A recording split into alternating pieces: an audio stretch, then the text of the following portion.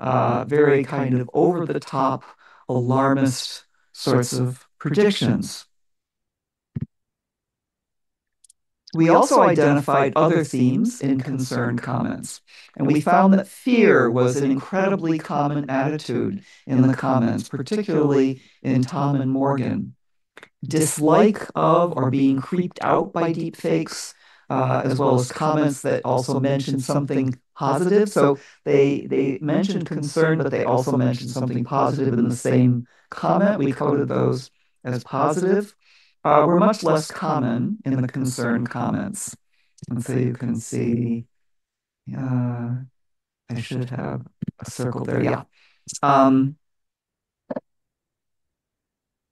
There was more use of present or past tense reference in Morgan, as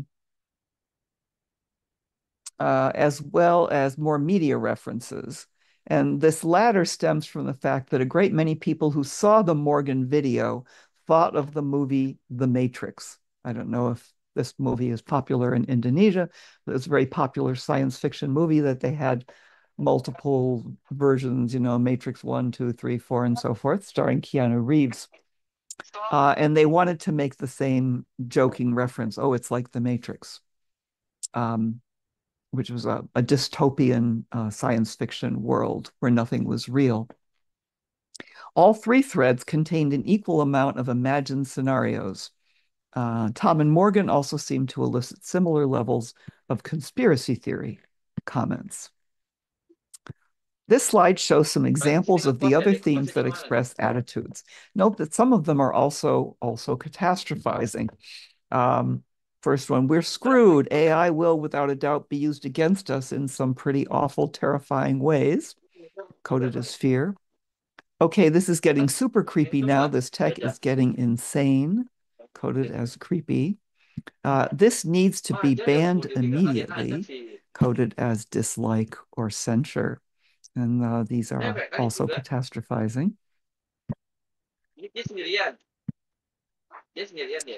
More examples of the other themes that we identified. Not only that, but imagine if any of these people using these filters go missing, no one would fucking know who to look for. I apologize for there is profanity in some of these examples. No one would know who to look for because you wouldn't look like how you looked online. That's an imagined scenario.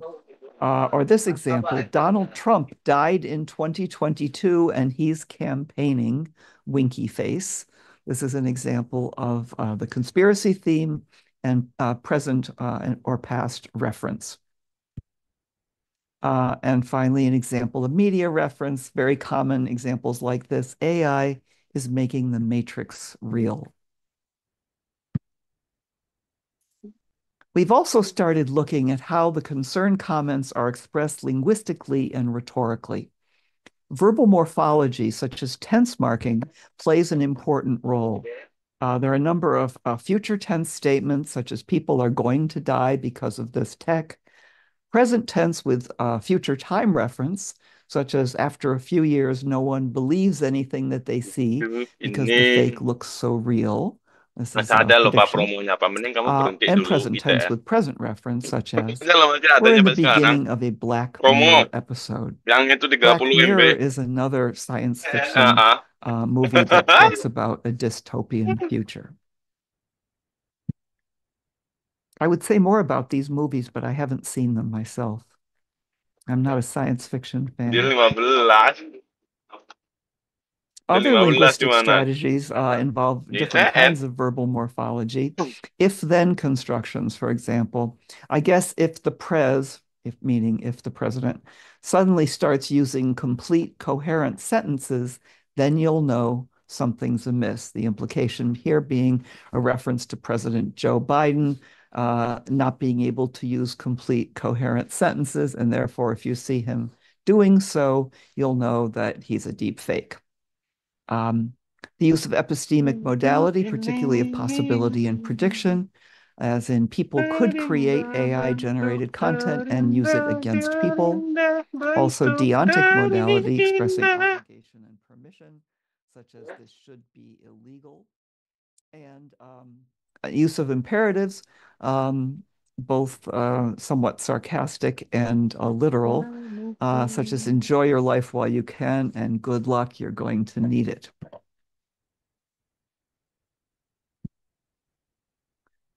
One of the more interesting rhetorical strategies that emerged from our particular data is illustrated on this slide, and I characterize it as a premise followed by a consequence, where the consequence is supposed to follow logically from the premise, but in fact, in some cases, it makes a leap of logic.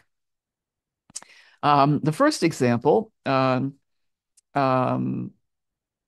the consequence follows somewhat reasonably from the premise. So some idiot will make a fake but realistic video of one leader insulting another one and his people, and World War III will commence.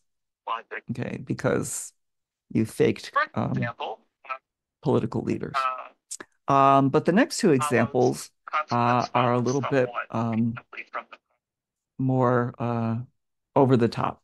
So after a few years, no one believes anything that they see because the fake looks so real. So in turn, people can do as they want, which brings chaos. We actually have two leaps of logic there. No one believes what they can see because the fake looks so real. That's the premise.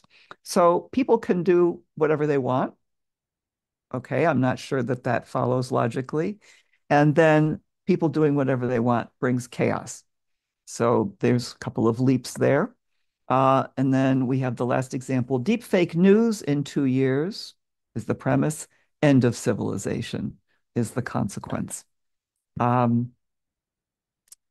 There may very well be deep fake news. Will it result in the end of civilization? This may be a little bit catastrophizing here.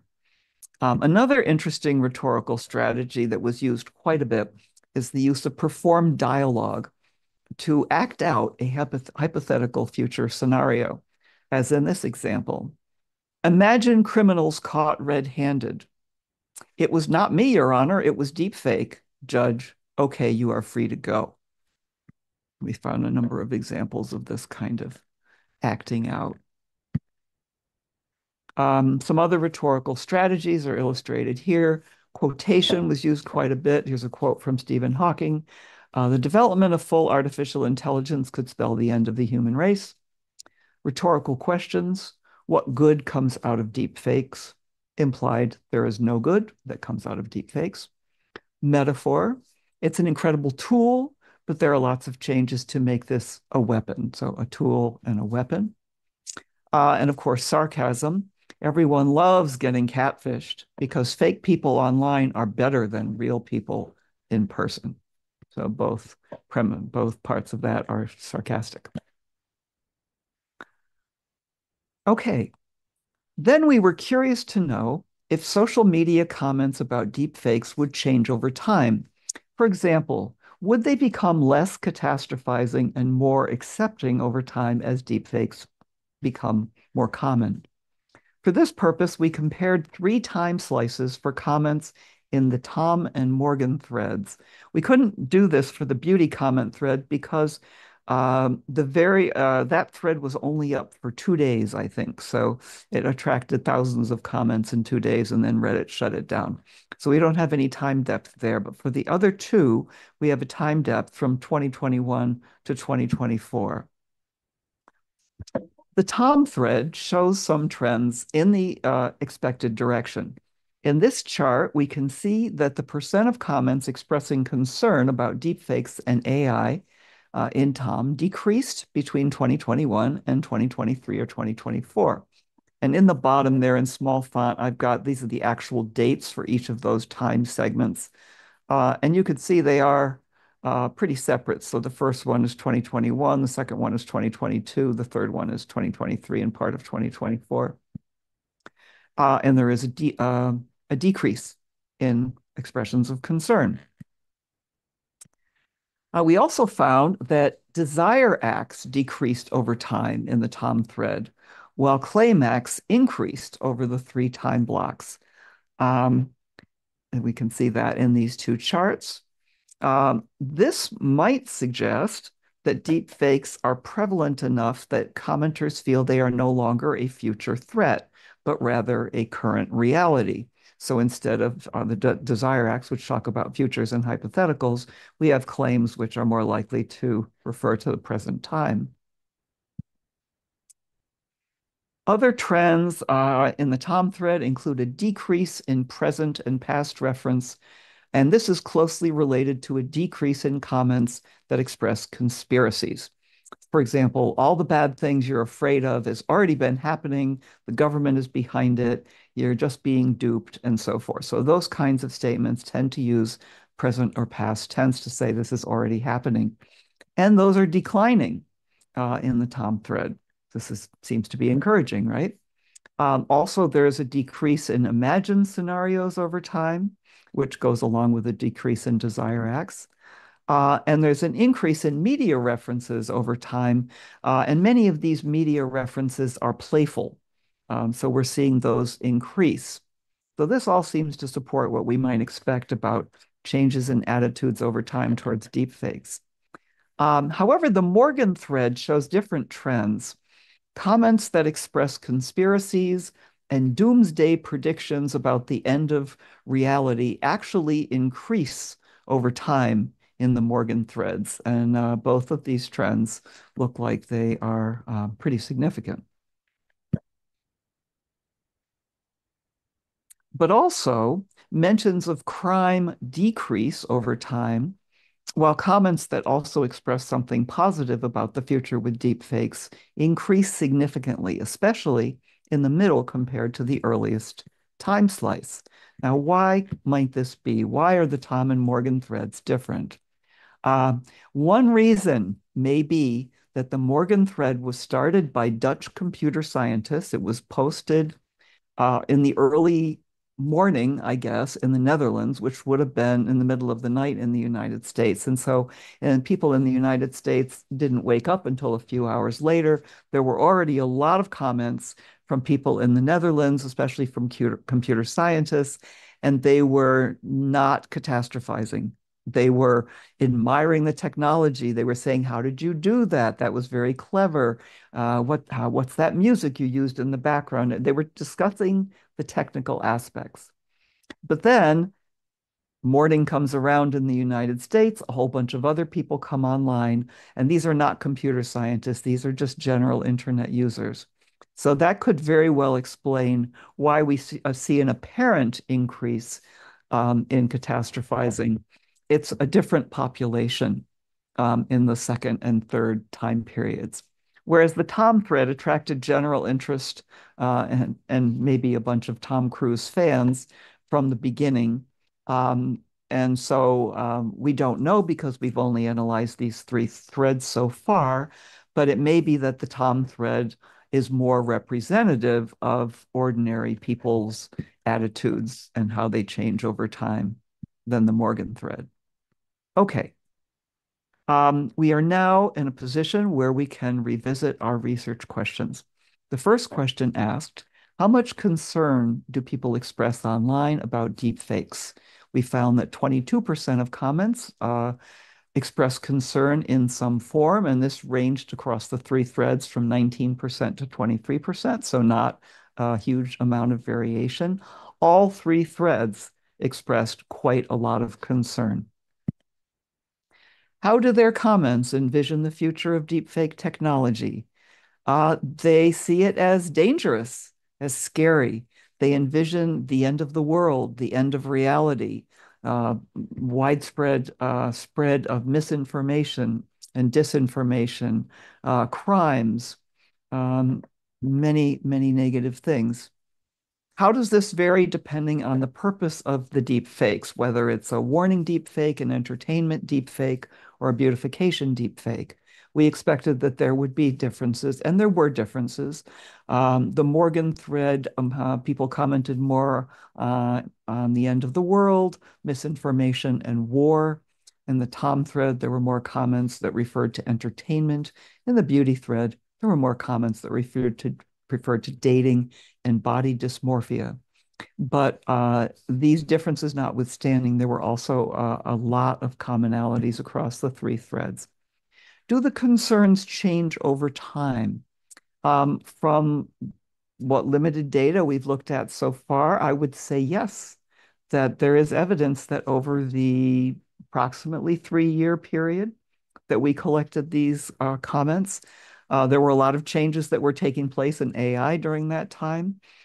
People were hearing more about deep fakes.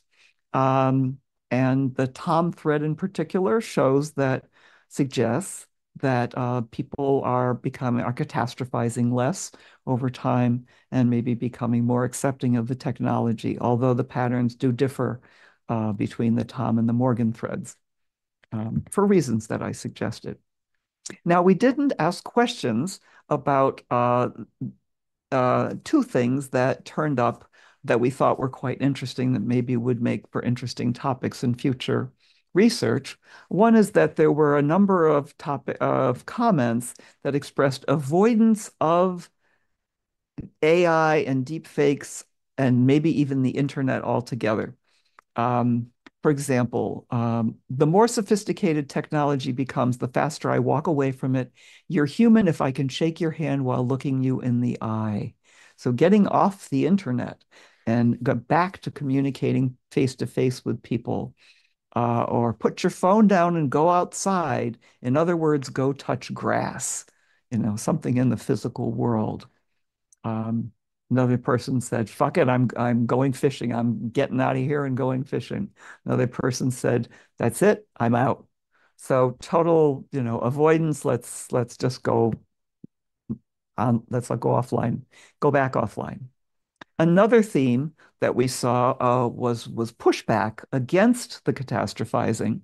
So, for example, some people push back against the fear, uh, saying having the capacity to predict or identify that something is not real makes this less scary. It opens up critical analysis. So you don't need to be so afraid. You could be critical about it. Or pushing back against people who are saying this is going to be the end of reality.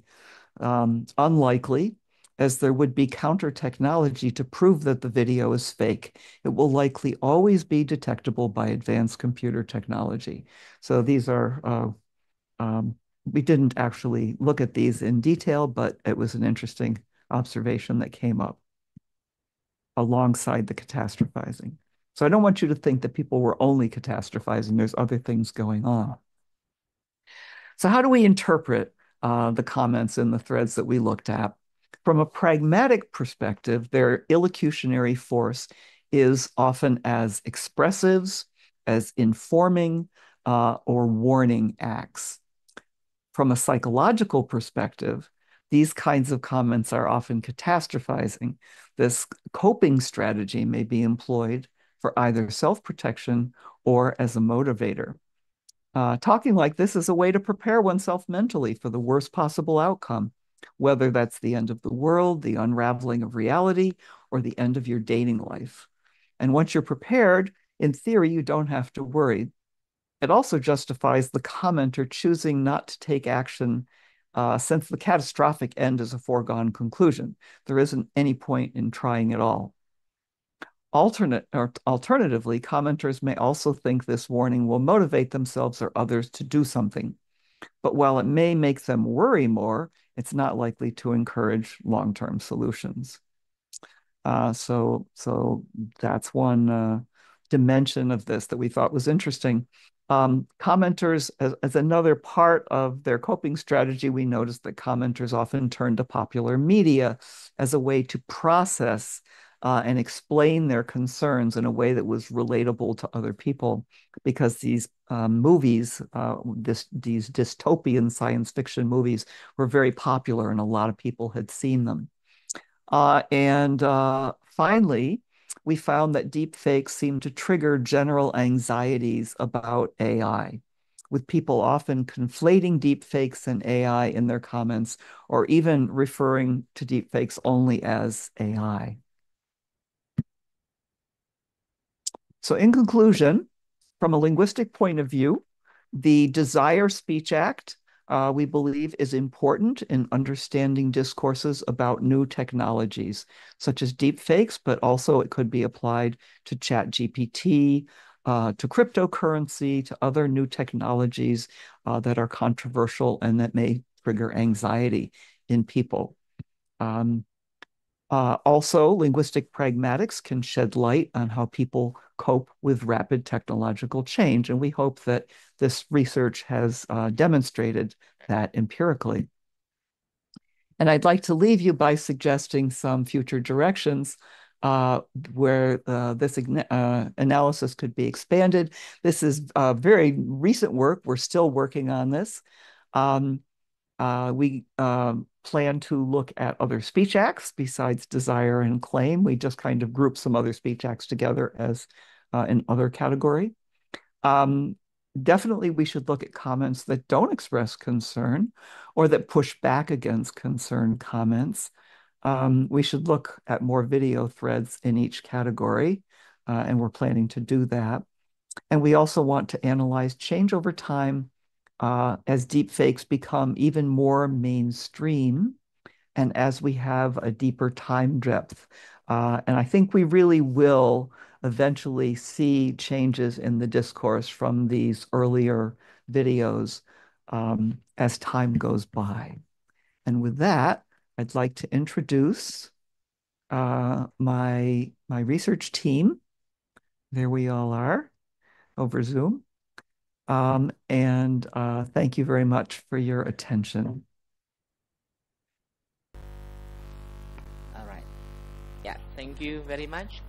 Please give applause to Prof. Herring. All right, thank you very much, Prof, for the great presentation. So I believe that the all attendants is very curious to know more about the presentation, and I believe that they are really interested in doing the research in the same field. All right, so everyone, now we are moved to the second session of the plenary session. So I would like to invite you to the audience to give your question to the speaker, so you can raise directly. All right, or you can type through our chat box with the format. Mention your name, your affiliation, and the question. All right, so I think we have a question from Dr. Laila Usi Kodriani. You are pleased. Okay, am I audible? Yes.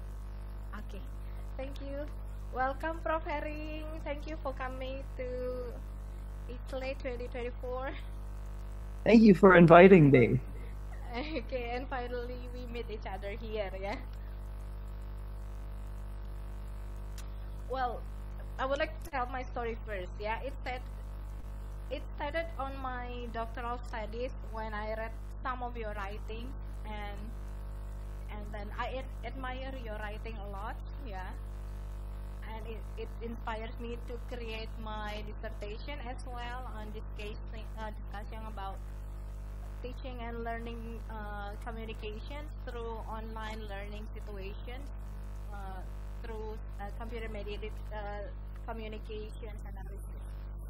And now I would like to ask you a question related to your recent presentations about the deepfakes. So, what future of development in CMC could further help us to avoid the deepfakes problems here, as we know that it will, of course, develop time by time. So, what can we do through the CMC point of view to avoid that kinds of problems in deepfakes? Thank you. I think the people in these comment threads who are pushing back by providing more reasoned perspectives and more informed perspectives are probably doing a service by helping people to understand deepfakes a little better. I think understanding generally reduces the amount of fear because there really are a lot of measures that are being taken to protect against the harms of deepfakes, both from a technical point of view in computer science, from legal points of view, from educational points of view. There's increasing educational curricula that are being developed, not yet specifically focused on deepfakes, but focused on AI and misinformation online, that are training students as young as 10 years old, 9 or 10 years old, to be alert and wary online. So these kinds of efforts are also really ramping up. And I do have confidence that I have perhaps a somewhat unique perspective on the future of deepfakes. So my team is in the process of writing a grant proposal. We want to do a big project and study deepfake technology from a number of perspectives. And part of that project would be doing discourse analysis of people's online communication about deepfakes. Another part would be conducting a massive survey where we would ask people about their experience with deepfakes and their attitudes towards them and how they might hypothetically respond in different situations. And then the third part is an experiment with a game that we would design where we would present people with deepfake videos and they would have to decide if they were fake or not in order to advance through the game. And then at the end of this project, there would be we would create training and educational materials, including adapting the game for educational purposes for children. And so we're actually thinking about it not just from a CMC perspective, but from a variety of different perspectives. I think also from a CMC perspective, from a multimodal CMC perspective, I'm particularly interested in filters, in video face filters. And especially now that they are being created using deepfake technology, deep fakes are becoming, I almost want to say they're becoming domesticized, because now you can create a deepfake clone of yourself. There's many websites that offer, for you to create synthetic content. You can clone yourself, you can clone your voice, you can create videos of your clone. You can have ChatGPT generate the text of what you want to say, and then you can have your video clone go off and say it. And these are not being presented as it's deepfake technology. Oh, and you can also speak different foreign languages perfectly with no accent using generative AI. And so this is deepfake technology, but it's now being relabeled as synthetic content, which is much less scary, right? So I see that deepfakes are morphing into a number of uses, particularly uses for people to represent themselves, not to fake other people, but to actually change or improve their own appearance, to create clones of themselves and so forth. And these uses now, I think, open up a whole new set of discourses about the technology and what it can be used for and what effects it might have, for example, on social interactions online, interpersonal interactions, which we can study through CMC if we include a video component, a visual component, and we look at the way that they're also physically presenting themselves. All right, thank you. Yeah. Now we move to the audience. Yeah, everyone. So we invite you to next questioner. So you can raise your hand or you can write in our chat box. All right. So we have got a question from Elvira Febri. All right. So I would like to read for you, Prof. Hello, Prof. Is it pleasure to meet you? Right. The question is about the intimidating risk posed by deepfakes. Do you think there could be a positive side that offers benefit, side that offer for educational purposes? That's a question from Elvira. Yes, thank you for that question. I absolutely do think so. I think that already we're seeing some interesting educational applications where history is being taught by reanimating historical figures from the past. We see this in museum exhibits but it can also be used in education to bring history to life. For example, to have important historical figures from the past be able to speak. And I think that could be, very engaging and effective, especially with young people, with children. And for foreign language teaching, I think there's benefits, but there's also potentially dangers. Um, if generative AI can allow you or your clone to speak with a perfect accent in another language, we have just gone far beyond what machine translation used to be able to do. I mean, this is amazingly perfect. Will people study foreign languages anymore? Will you need to study foreign languages if you can speak these other languages perfectly using generative AI? So it could potentially dampen interest in studying foreign languages, but in the study of foreign languages, it could be you could use deep fake entities as tutors to help you improve your accent um, and to model you saying it perfectly, which then can help you, in fact, say it more perfectly. And I've noticed that myself with my French. I speak French, but I have an American accent when I speak French. But with generative AI, I have a perfect French accent. And when I listen to myself, I'm like, oh, that's what I'm doing wrong. And I can correct that. And so I'm improving my accent thereby. So these are just some of the applications that have been discussed so far. Thank you. So I think it has been answered clearly. Elvira, is that answering? Yeah, thank you. So we move to the next question. We have Dr. Yusiano. You are pleased.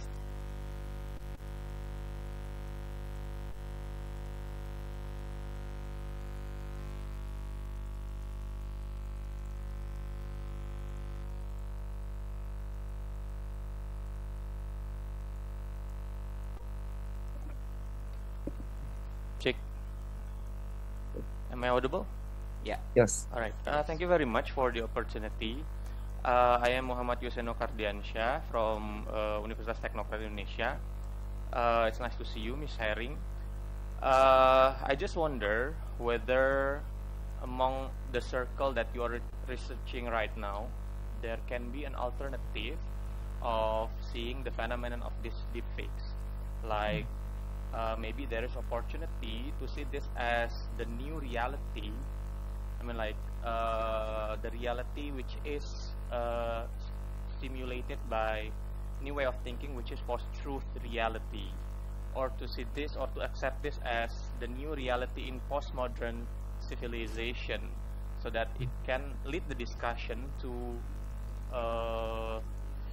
what is that? Maybe seeing this as a cultural phenomenon that can lead to new ethics in our social life, in which we will see that life will always be uncertain, in which in the future, yes, we have to accept this as the reality that we cannot deny, and we have to embrace this, and at the end of the day we'll find the solution to anticipate and how to deal with this kind of technology during all aspects of our life.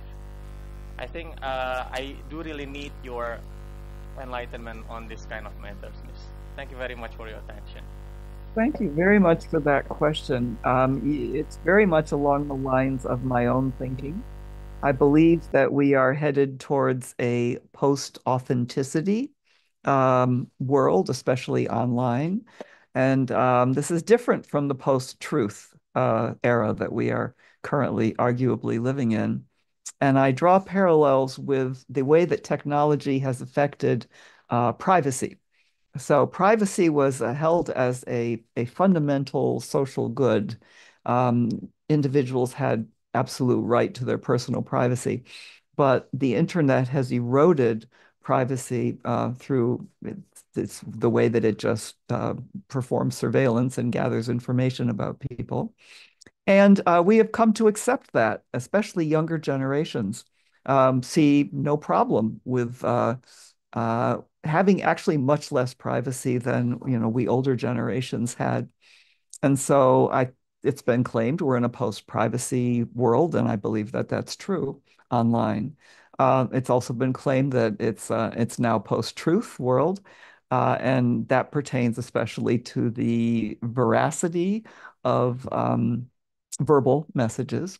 And so my idea is that we're heading towards a post-authenticity world as regards visual representations, images, videos, and that people will, society will not collapse. We will, as you suggested, people will learn to adapt and adjust and develop strategies for surviving and thriving in this world because life will go on, I believe. Um, and especially younger generations who um, come into this, if this is just the reality or the lack of reality, when they start using online technologies, then for them it will be normal. And I'm very interested in studying how people will adapt. There's going to be a period of transition where there's going to be some difficulties, especially for older people who will grieve the loss of authenticity, visual authenticity. Um, and so this is part of what we want to study in this grant proposal is people's attitudes in this transitional period, especially.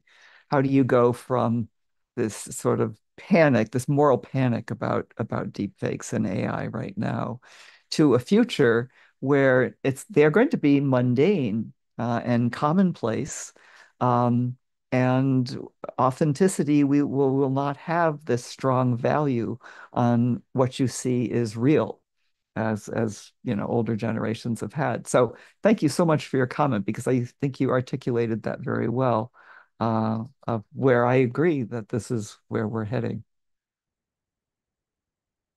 All right, thank you. Thank you, Mr. Luciano. All right, so we still have five more minutes for this session. So again, I would like to invite, so you can raise your hand directly. If not, I would like to. All right, so Dr. Ahyarido, time is yours. Thank you, Dr. Harry, for the opportunity. Being here from Indonesia, Professor Haring. I think it was very interesting presentation, and I would like to connect my question with Dr. Laila Uls's question in relation to teaching and learning because I teach right now.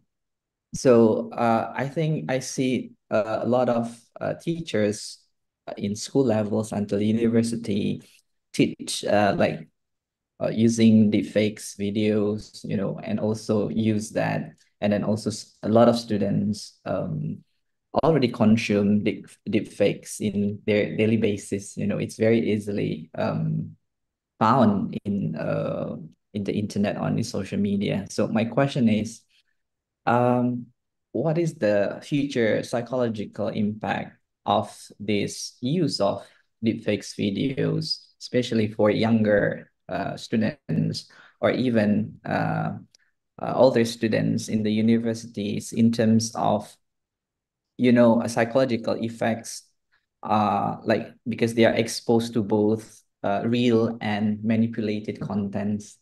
I think this is very interesting for me, and it becomes also my concern. Thank you very much. As I was saying to the previous questioner, I think that young people are going to accept deep fakes and find them unremarkable in the future. It will just be the world that they live in. But in terms of psychological effects, I do wonder a lot about self-concept in the work that I've been doing on video face filters. I've been studying face filters for years now, and I've been interested in the impact on if you can create a filtered version of yourself or a deep fake clone of yourself, speaking fluent, 5 languages and looking beautiful and perfect. Or, if you don't speak English as a native language, your clone speaks English with a flawless accent, all of these things. How does that affect self-concept?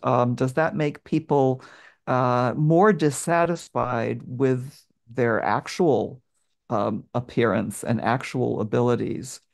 Or do they just project themselves into the synthetic reality? I'm starting to think that that's maybe not such a crazy idea. We did a study a couple of years ago where we interviewed video face filter users from 5 cultures: China, Korea, South Korea, Spain, India, and the United States. And some of the Koreans in particular commented that they used these beauty filters. It was just completely ordinary and unremarkable, and they didn't even consider them anything special. A couple of men said, "Well, this is just another version of me." Somebody else said, "This is the real me. I use this as a mirror." And I think it's in the future we'll have mirrors with filters as well, right? So if you're spending a lot of time online and Zoom, by the way, has beautification filters, right? So and most people don't even know they're being beautified on Zoom. So you spend a lot of time on Zoom. You spend more time looking at yourself through Zoom than you'd spend looking in a mirror. I think that's probably true for most people, most academics. And then if your mirrors also have filters, all the feedback that you're getting is that you look beautiful, perfect, whatever, like you look. And you internalize that psychologically, that this is the real me. So this is a different kind of possibility. So the one view says you're gonna hate your body more because you compare the real you with the virtual you. But another idea would be, no, we actually internalize the virtual as the real. Okay, thank you very much. All right, thank you very much, Dr. Rido. All right, so everyone, since we have limited time, I think we are going to end our session. Actually, we still have any questions, Prof? But maybe everyone, if you are interested in asking some questions, so you can send your question to her email. Alright, so before I end, I would like to provide the certificate Prof Haring as our token appreciation for being our keynote speaker for our conference. Thank you. Alright, so ladies and gentlemen, we are now at the end of the session.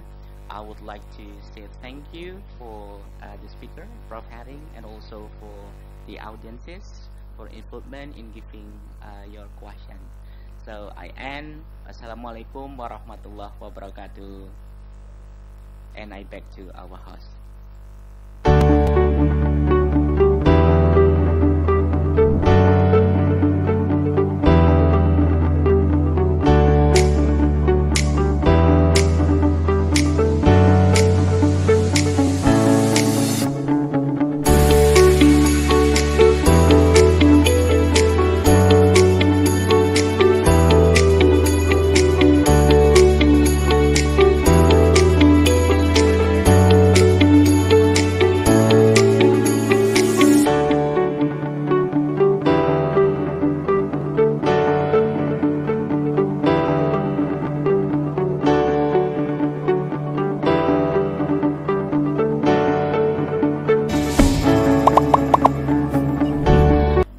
Very much, Professor Susan C. Haring from University, and also Dr. Heri Kuswoyo. It's very inspiring presentations and the discussions. Ladies and gentlemen, we are in the International Conference on Language, Linguistics, Literatures and Education 2024, virtually hosted by the Faculty of Arts and Education, Universitas Teknokrat, Indonesia. And also today marks the 2nd of October. That means it is the National Batik Day for Indonesia. This National Batik Day is the recognition from the UNESCO that batik is listed as the World Intangible Cultural Heritage of the Humanity. Ladies and gentlemen, now let's continue to our first plenary sessions that will be moderated by Ms. Niki Dwi Puspaning Tias, S.Pd. M.Pd. And for these sessions, we will welcome Dr. Leonard Sidrik Pajo from the Davao Oriental State University of the Philippines and Professor Dr. Zulkardi M.Hum, M.Sc. from Universitas Sriwijaya, Indonesia. To Ms. Niki, you can start your session now.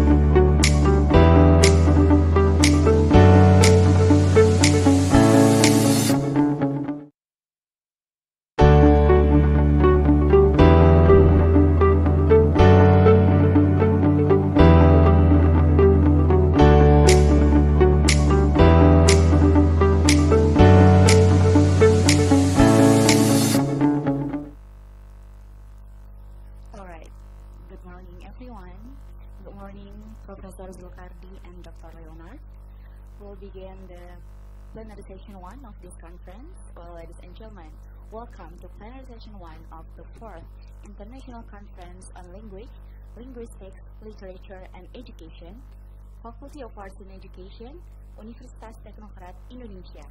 Assalamualaikum warahmatullahi wabarakatuh. Okay, good morning everyone. Allow me to introduce myself. My name is Niki Dwi Puspaning Tias. I am affiliated in the Faculty of Arts and Education, Universitas Teknokrat Indonesia at Mathematics Education Study Program. Well, today I'd like to be your moderator for this plenary session. Well, ladies and gentlemen, before we begin our plenary session, I'd like to highlight several rules during the session for the audiences. First, the session will be divided into two sessions: the presentation session and the Q&A session. And second one, all of the audiences must turn the camera on. All of audiences mute the microphone until the Q&A session and are allowed by the committee and expected to remain calm and silent during the presentation. And fourth, the Q&A session will be open after all presenters do their presentation and signed by the committee. And last, the audiences are allowed to give questions through our chat box with format name, evaluation, and question during and after the presentation. Well, today, in the plenary session 1, we have two speakers. The first one is Professor Dr. Zulkardi M.Hum, M.Sc. He is from Universitas Sriwijaya, Indonesia. And the second plenary speaker is Dr. Leonard Sidrik Pajo from Davao Oriental State University, Philippines. Alright, here's Prof. Zulkardi. How are you, Prof? Okay, thank you very much. I'm very good. How are you? Alright, I'm good too.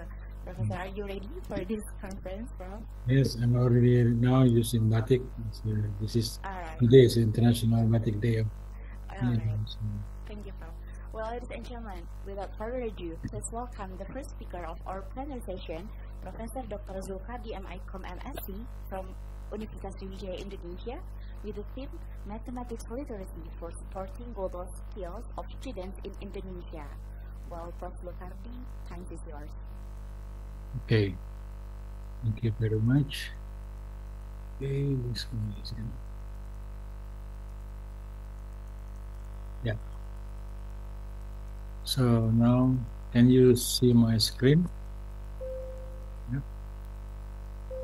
Yes. Okay, thank you very much.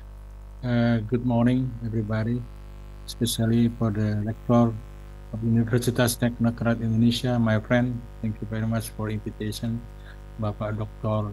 Nasrullah Yusuf, MBA. Also others, Dean, also lecturer from University, especially from the Faculty of Arts and Education, University Teknokrat. also the keynote speaker, Susan, and also plenary speakers, and of course, all of the audience and participants of this conference. I would like to present my paper,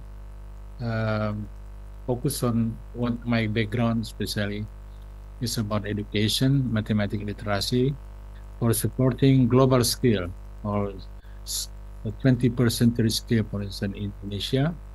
I'm the professor in the Faculty of Teacher Training and Education, Sriwijaya. I remember I once time have come to Teknokrat and discuss about computer during that time, because if you see my CV, then bigger. My short CV, I really graduate from mathematics education in Sriwijaya University. My master degree in computer science, sandwiched with the University of Maryland, United States, and University of Indonesia. Then, of course, I have to get another master program because I come from pure mathematics research, pure computer, to go to the PhD in mathematics education. So the requirements to take master program in the Educational Science and Technology in the Center in 98, 99, 1 year, and S3, PhD in mathematics education, sandwiched with the University. In that, I learned realistic mathematics education that now is adapted in Indonesia. 3 years later, I become a professor in mathematics education in 3 up to now. Yeah. Nowadays, currently, I'm the head of Center Management, Writing and Publication at Sriwijaya, and I'm also the founder and chief editor of Journal on Mathematics Education, now indexed by Scopus and Simagu Q1, Q2 for Simagu, Q1 for Scopus. Of course, my index Scopus and also Google Scholar. Also, I have a website talking about mathematics realistic education. So I think that my short CV now continue with the first about, because this is a Faculty of Art and Education, why don't we start with jokes? Because jokes also now is one of the method or strategy to involve student, to make the student happy, and to show that mathematics, for instance, is really a beauty, yeah, the beauty of mathematics. Okay, jokes between English and mathematics books. English book asked the mathematics book, why he was so sad. And you know what the mathematics book said? Because I have so many problems. So many problems mean a lot of problems in mathematics book, yeah. So that kind of jokes sometimes it's really good to starting the lesson, yeah. So the student more focused and get involved. Okay, now we are studying, yeah. Started with jokes is one of the interesting nowadays in the, even in United States, in the NCTM, a lot of jokes mathematics. Well, the point of view, my abstract or my paper is mathematics literacy. That's a stated by OECD, who claims statement the PSI 2020. Mathematics literacy is individual capacity to reason mathematically and to formulate, employ, and interpret mathematics to solve problems in variety of real-world contexts. It includes concept, procedural mathematics, yeah, and predict phenomena. It helps individuals know the role of mathematics play in the world and make the well-founded judgment and decision needed by the constructive, engaged, and reflective 21st century citizen. Okay, this is what we call 21st century skill. That means the citizen who live in the global world, so they can survive if they have a global skill, yeah? So they're the focus of the presentation. Okay, this is one of the example to see the skill of the student, to reason mathematically. Okay, Bu Moderator, maybe we can give 1 or 2 minutes to the audience. Please write in the chat box what is the possible height of the street light, A, B, or C, or D, and a little bit explain why. Why A, why B, why C, or D. All right, Prof. Well, audiences, I'll give you 2 minutes to answer the question here. You can write your answer on the chat box and give a short explanation about that. What is the possible height of the street light here? Yes, that's right. All right. To see the reasoning of this. Maybe 2 minutes is enough, yeah, Prof? Enough. Yes. This is one of PISA problem that's given by the OECD to junior high school, age 15, yeah.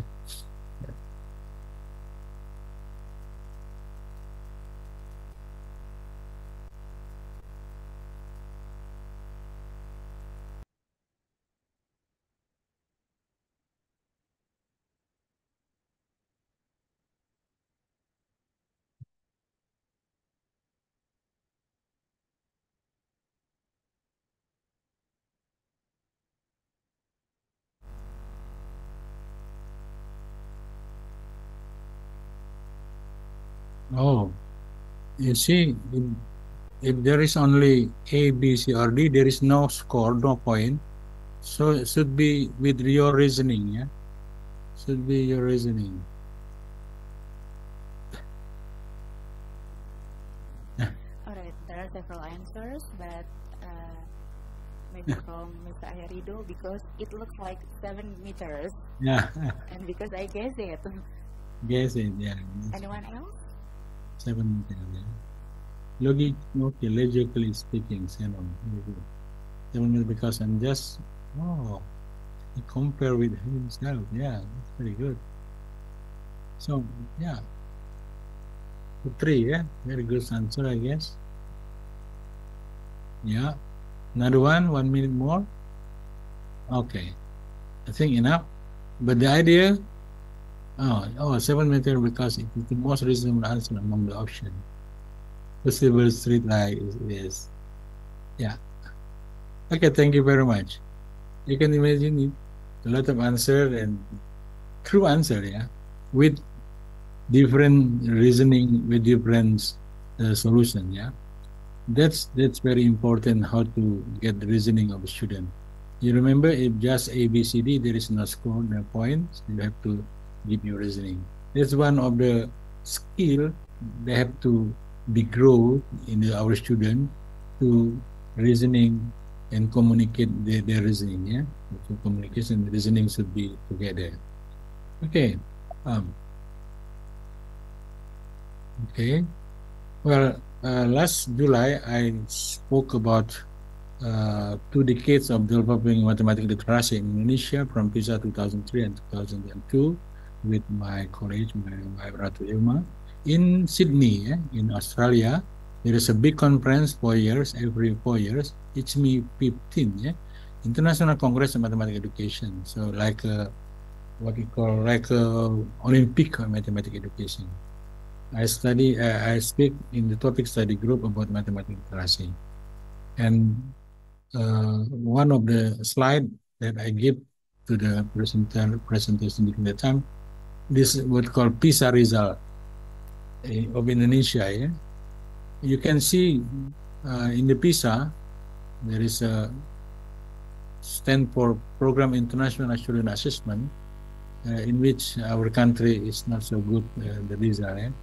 Even you can see there are 3 subjects that in PISA: mathematics, reading, and science. You can see from the score, we start from 2000 actually, but it's not counted because just observer during that year. So it counted since 2003 and 2022. Yeah, PISA is well, every 3 years. 2003, you see our score is a little very low, I think, during that time mathematics. 2006, so increase, but low, decrease, again increase, not stable. And finally, in year 2022, it's very low. Yeah. The trend also for the reading in the last PISA is also low. Also the sign. And this is not only Indonesia actually. The trend, it is all of the country in the world. Because why? Maybe you can think about it. Because COVID, yeah. Because during this year, it's COVID. During COVID, they call a lot of learning loss. Yeah? There is the knowledge of the material that should be learned by the student, but they lost because they use, let's say, the Zoom, or maybe the Zoom without internet, or maybe the signal is not so good, yeah, or even sometimes they don't use every tool, yeah? Just for instance, teacher come to the student during that time. It's very dangerous. During that time, a lot of the thing that should be learned by student, but they didn't. So we call learning loss. Yeah. So this is the problem of every country in the world. Now, what's next? In the world, especially also in Indonesia, there is a program from the department that we really want to remedial. We really want to improve, yeah, the learning loss. So every teacher in Indonesia now should focus more on the weakness of the student, which one is the loss, more focus on the essential topic. Then, yeah, sometimes they call buku rapor pendidikan, education rapor book. There is a red one. There's also not red one. Usually the red one is not in the city. Yeah. So that's the problem in Indonesia, I guess. We should together, especially in the participant of this conference, to thinking about how can we improve, we help our students in order to, let's say, make them better, yeah? Make them, let's say, healthy again, yeah? Not sick, yeah, because they don't know everything, a lot of things. So you have to do remedial, we call it. Okay. Now, what is PISA anywhere? PISA is a program that defined by OECD. The concept of mathematics related literacy. That's mean how can we use mathematics in the daily life, yeah? Relating to the mathematical reasoning and three process of problem solving. The framework describes mathematical content knowledge. It is post mathematics, yeah? Content knowledge, for instance, this is quantity, bilangan in bahasa, numbers, eh? Uncertainty and data in bahasa is peluang dan statistik. Seeing in relationship, this is what we call algebra, yeah? Space and shape, of course, this is geometry. Now, focus on the PISA, the problem that given by the OECD, and that's why a lot of people from Indonesia not so good, because they focus on the mathematical reasoning. Mathematical reasoning in bahasa Indonesia is penalaran, ya. In Dikbud, there are three levels of the knowledge competence. The first one's comprehension, pemahaman we call it, ya. Then application atau penerapan, then what we call reasoning, penalaran. This is the hardest one. In order to solve the mathematical reasoning, we have to do problem solving, formulate, formulasi, biasanya soal cerita, become the modern mathematics, then employ, then interpret and evaluate. Okay, that's the focus of the PISA 2022, yeah. Then in the PISA framework, this is PISA framework, there is a context. You know, the problem in PISA always have context. There are four contexts: personal context, that's about student context; occupational, like a work, job, doctor, yeah, driver; societal concept, like shopping, yeah, music, and also scientific, like climate change, yeah, is also scientific. And the skill, the skill that really the goal of the PISA that we call global skill or 20% skill, It's about critical thinking, creativity, how do research, inquiry, how do initiative and pursuit accurate, how to use information. Nowadays about 70%, according to Joe Bowler from Stanford University, in the world there are data talks, about 70% every day data come from all over media, from internet, from digital, from IG, Twitter, and then our students should be smart how to use the information. We have to guide them to be smart, to be diligent. Otherwise, that's very dangerous because a lot of information is not so good. Also, sense and thinking, communication, and also reflection. So that's PISA. Now we see one of the component of PISA, that's context. You see, in teaching every subject, science, literacy, reading, arts, mathematics, usually we use context. Context means situation.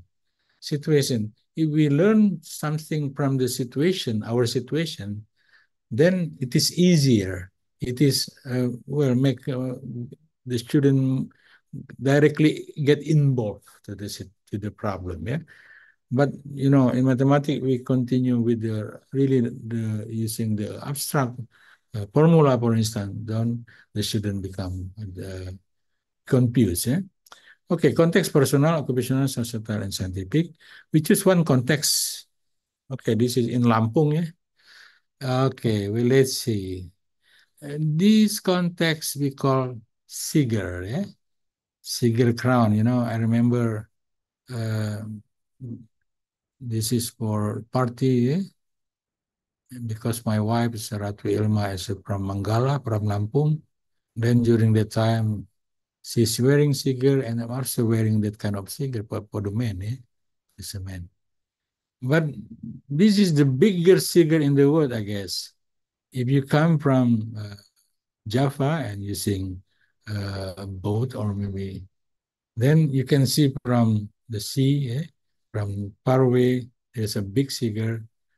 Okay, this is Lampung.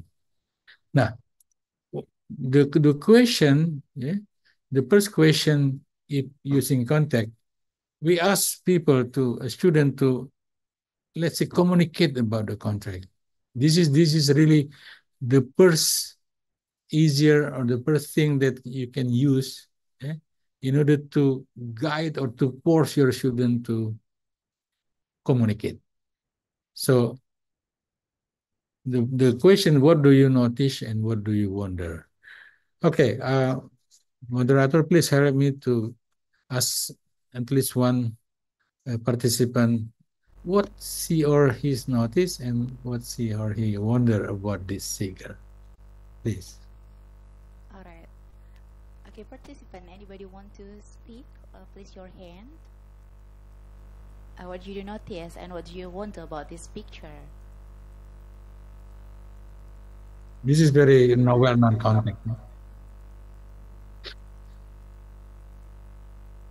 All right. Somebody want? From art point of view, or from education point of view, or from mathematics itself? Okay.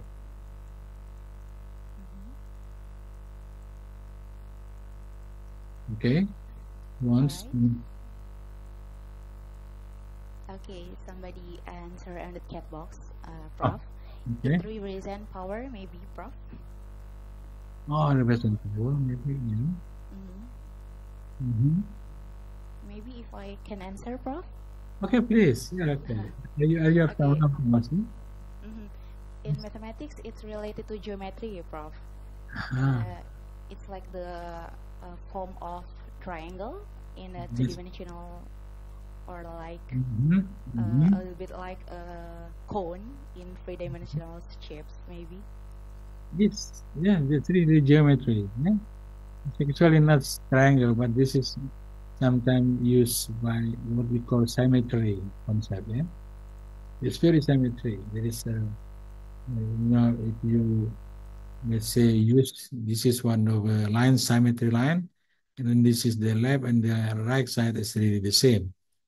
And of course, This is like the power, of course, yeah, represent power, but not actually not power. But of course, this is when you ask to uh, the people who are getting married, yeah, bride, yeah, this very weight, about 5 kilo, I guess, maybe 5 to 10 kilo, yeah. And this is another answer. It represents how the luxury of the Lampung culture. I agree about that. I really agree about that because they're really proud of the Lampung story. There is a big kingdom there. And, well, okay, thank you very much. The icon of which represents culture. Okay, leadership and respectable. That's right. Thank you very much. Yeah. So, what do you wonder? This is yeah, almost the same. Then after the student, yeah, everything you can ask the student, they can notice and then they can give what is wonder. Wonder is how can we use this, for instance, to learn symmetry, to learn geometry, just like the moderator said. That's very good. Yeah. How can we wonder to count uh, how much money if you want to getting married and to lend, to borrow, the what we call cigar, So that's kind of what the how wonder how to make a business of the cigar because a lot of people getting married in Lampung, for instance, And another okay. There's also another question to force the student uh, thinking critically, not only communicate, but also thinking critically. What type of mathematical question could we ask about this image? And the moderator already mentioned about the triangle, and it's about six triangle, of course. Also about the power, about the symmetry, yeah. So a lot of math question we can use. So because in order to make a question, it will sometimes really good, it's really help to have a context or image like this. The student easy or maybe they really interesting to answer. Comparing without picture, just text for instance. Okay, another context. Please. Prof, you still have 5 more minutes for Okay. presentation. Okay, maybe we don't have to answer, but just mention this is new phenomena.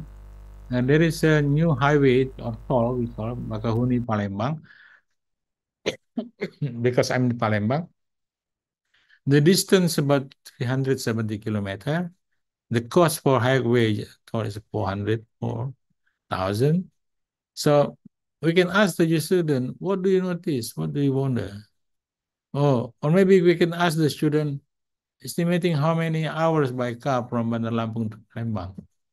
Of course, the student try to compare, for instance, the speed of the car, 100 kilometer or 80 kilometer per hour, plus half an hour in the rest area, for instance. So this is, uh, the context that can make the students counting, make a planning, make a uh, uh, let's say critical thinking about the tourists. There's a lot of people from Palembang to go to Lampung.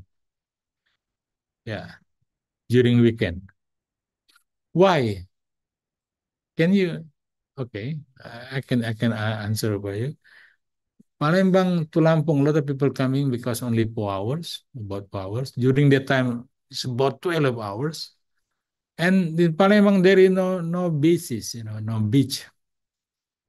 No beach in Palembang, only river, So a lot of people coming to Lampung to see the beach. But of course, people from Lampung also, a lot of people come to Palembang. A lot of number with BE in Palembang during the weekend, Why? Well, I try to ask a number of people. They say, okay, culinaire. So the reason is culinaire, to eat pempek or to eat everything, take one durian in Palembang. So that's kind of phenomena. That's kind of the thing that we can use for listen, yeah, for learning. Thank you. There's also global skill. This is 20th century. Include communication and collaboration, creativity, critical thinking, intercultural competency, you see, about Lampung and Palembang, emotional self-regulation, well-being, digital literacy. Just mentioned from the keynote speaker, the first keynote speaker, yeah. Okay. Sorry. And the last about communication, made jokes. Another joke is already mentioned. This is the second joke.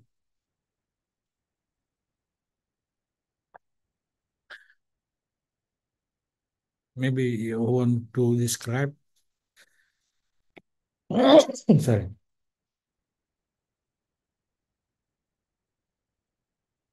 Let me explain. There is a International Day of Mathematics. Today, International Day of Mathematics, but the International Day of Mathematics is bulan 3, March and 14, tanggal 14. 3-14 or PD, jadi 3.5. So every March 14, there is a International Day of Mathematics.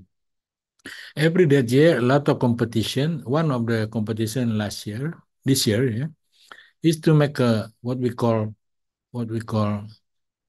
comic. This is comic, yeah? And the comic should be without text. This is example, but should be mathematical symbol there, yeah.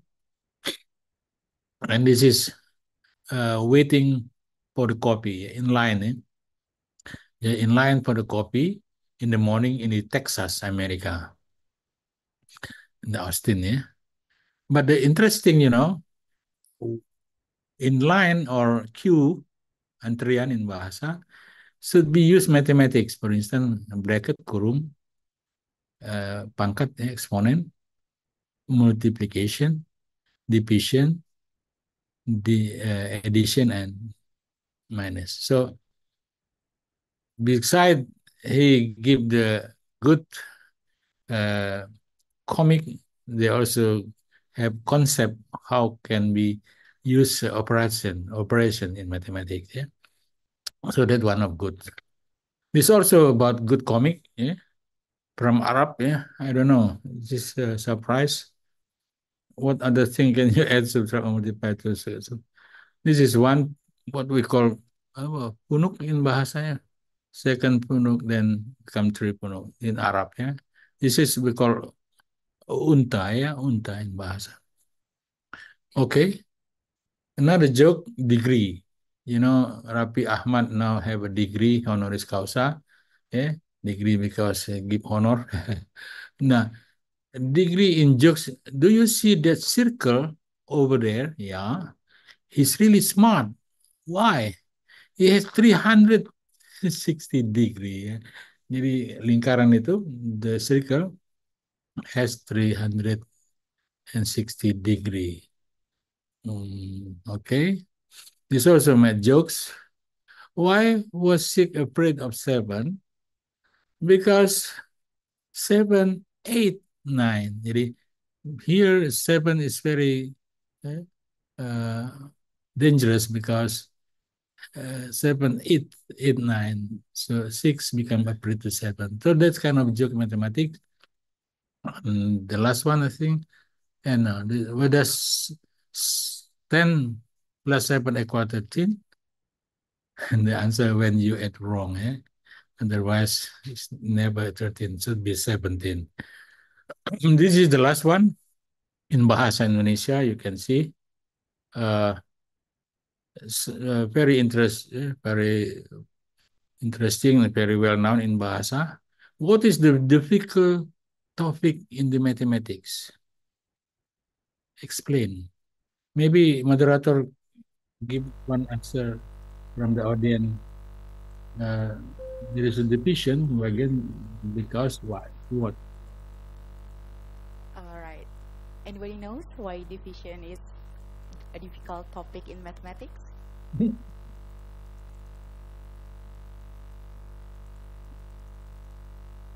Yeah, it is not easy to divide somebody, the Oh, divide things.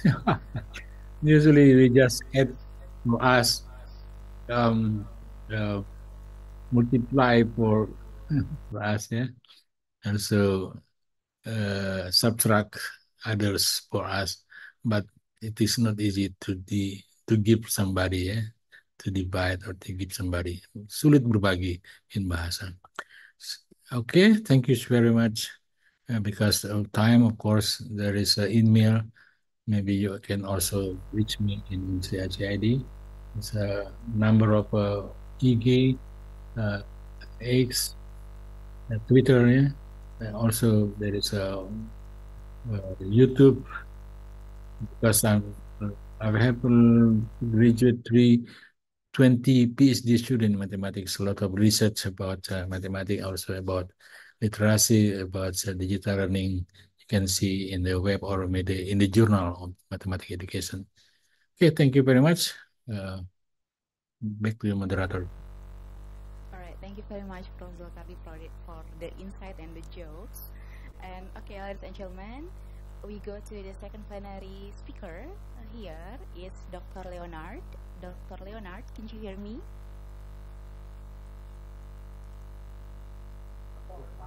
Hello. Good morning. Good morning from Indonesia. Good morning. All right. Dr. Leonard, so the time is yours. Well, ladies and gentlemen, Dr. Leonard is from the host Oriental State University, Philippines. And today, he'll bring the theme, the future of Filipino material arts in regenerative sports education. Without further ado, please welcome the second speaker of this plenary session, Dr. Leonard. Time is yours. Thank you so much, Nikki. Good morning, everyone. Professor Dr. Zulkarni is a very tough act to follow since he's full of his jokes, very interactive. I would do my best to really do with his level. So, first of all, today we'll be probing into a field that is not only close to my heart, but also an emblem of the Filipino resilience and innovation, which is Filipino martial arts. My name is Dr. Leonard Cedric H. Pajo of the Davao Oriental State University, Philippines, and I will be talking about the futures of Filipino martial arts in regenerative sports education. Next slide, please.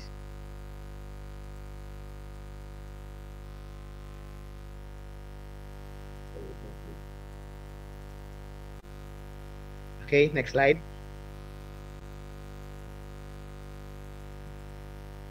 Okay, so a little background about myself. I am a sportsman at heart, and I have dedicated my career to physical education. As the head of the Office of the Student Sports and Wellness, I am deeply committed to promoting physical and mental well-being. One of my passions is very obvious, Filipino martial arts. I'm a proud practitioner, keeping our cultural heritage alive. My involvement in sports has also led me to be an international technical official serving as the games manager at prestigious events such as the Southeast Asian Games and, of course, the World Championships. I truly believe that sports is a powerful tool for growth, not just physically, but mentally and emotionally as well. It is my mission to inspire everyone to see sports as a pathway for holistic development. Hence, I would like to take this chance to thank the organizing committee for this opportunity for me to share my insights with all of you today. So, next slide, please.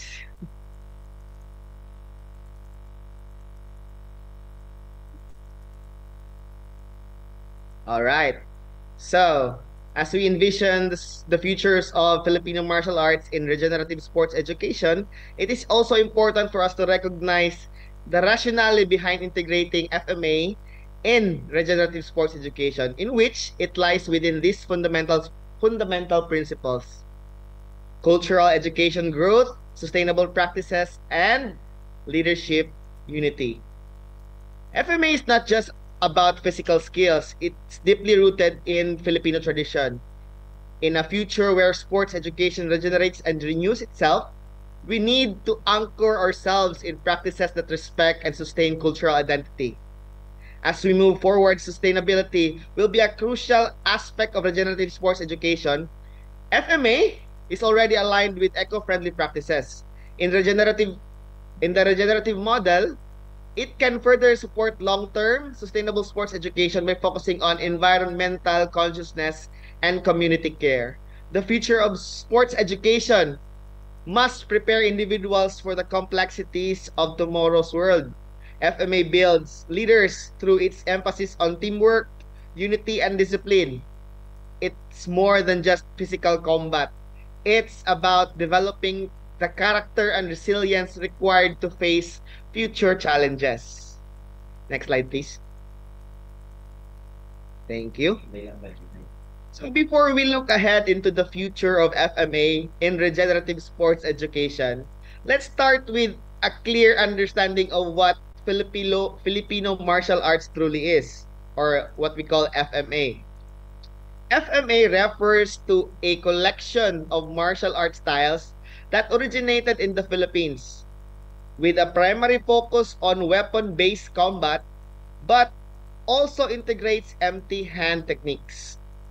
Training in FMA often involves the use of sticks, knives, and bladed weapons, with the versatility of transition into hand-to-hand combat when needed. This adaptability makes FMA not only an effective but also an essential component of self-defense and combat training. Some of the most well-known forms of FMA include arnis, or also known as eskrima or kali, which is stick fighting, which is now also the national martial arts and sports of the Philippines. We also have pangamut, no? Hand-to-hand techniques emphasizing on punching. We also have with us sikaran, no? Which focuses on kicking techniques. And of course, dumog, our FMA grappling style focusing on close quarter combat. As we look forward to the future of Filipino martial arts in regenerative sports education, it's also important for us to reflect on how FMA has evolved over time and take a moment to explore the timeline of FMA. We start during the pre-colonial era, where FMA originated in the Philippines long before the Spanish colonization in 1521. Its roots in the pre-colonial era shows us how deeply embedded this martial art is in our culture.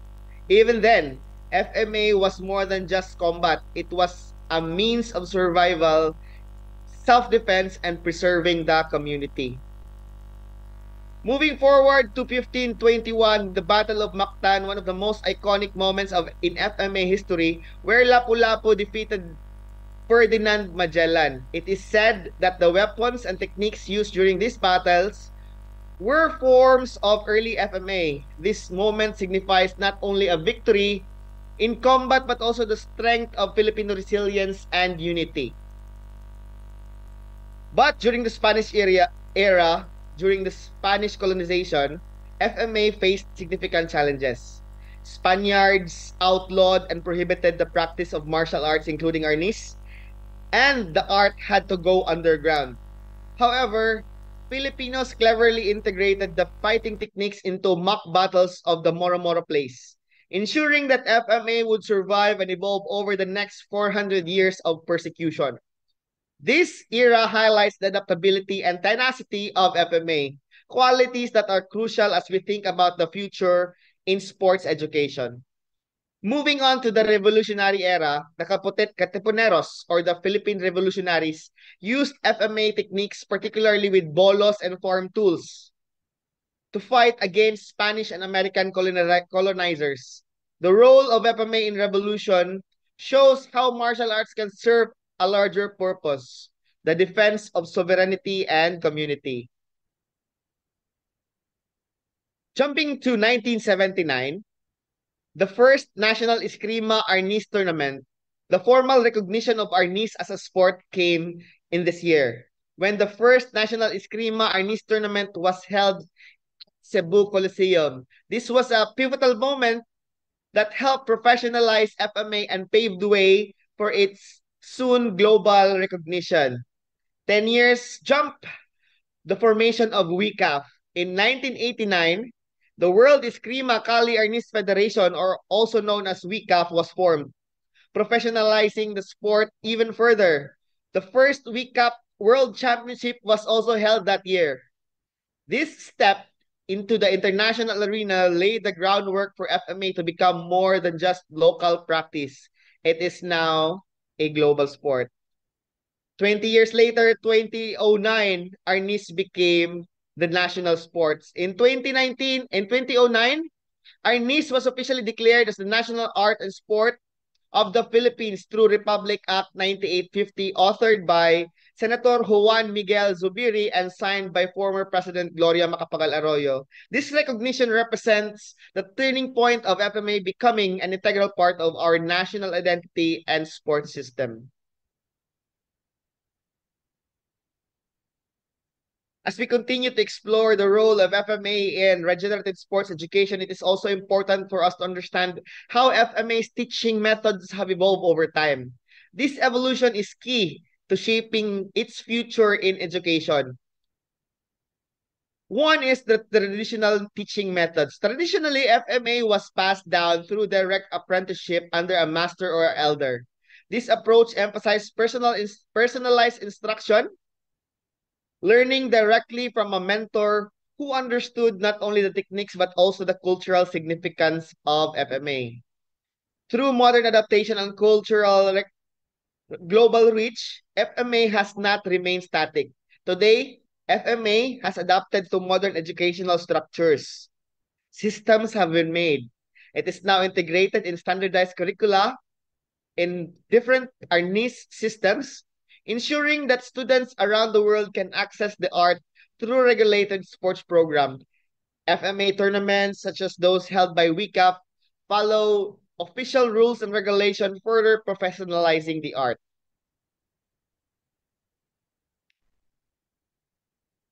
Next slide, please.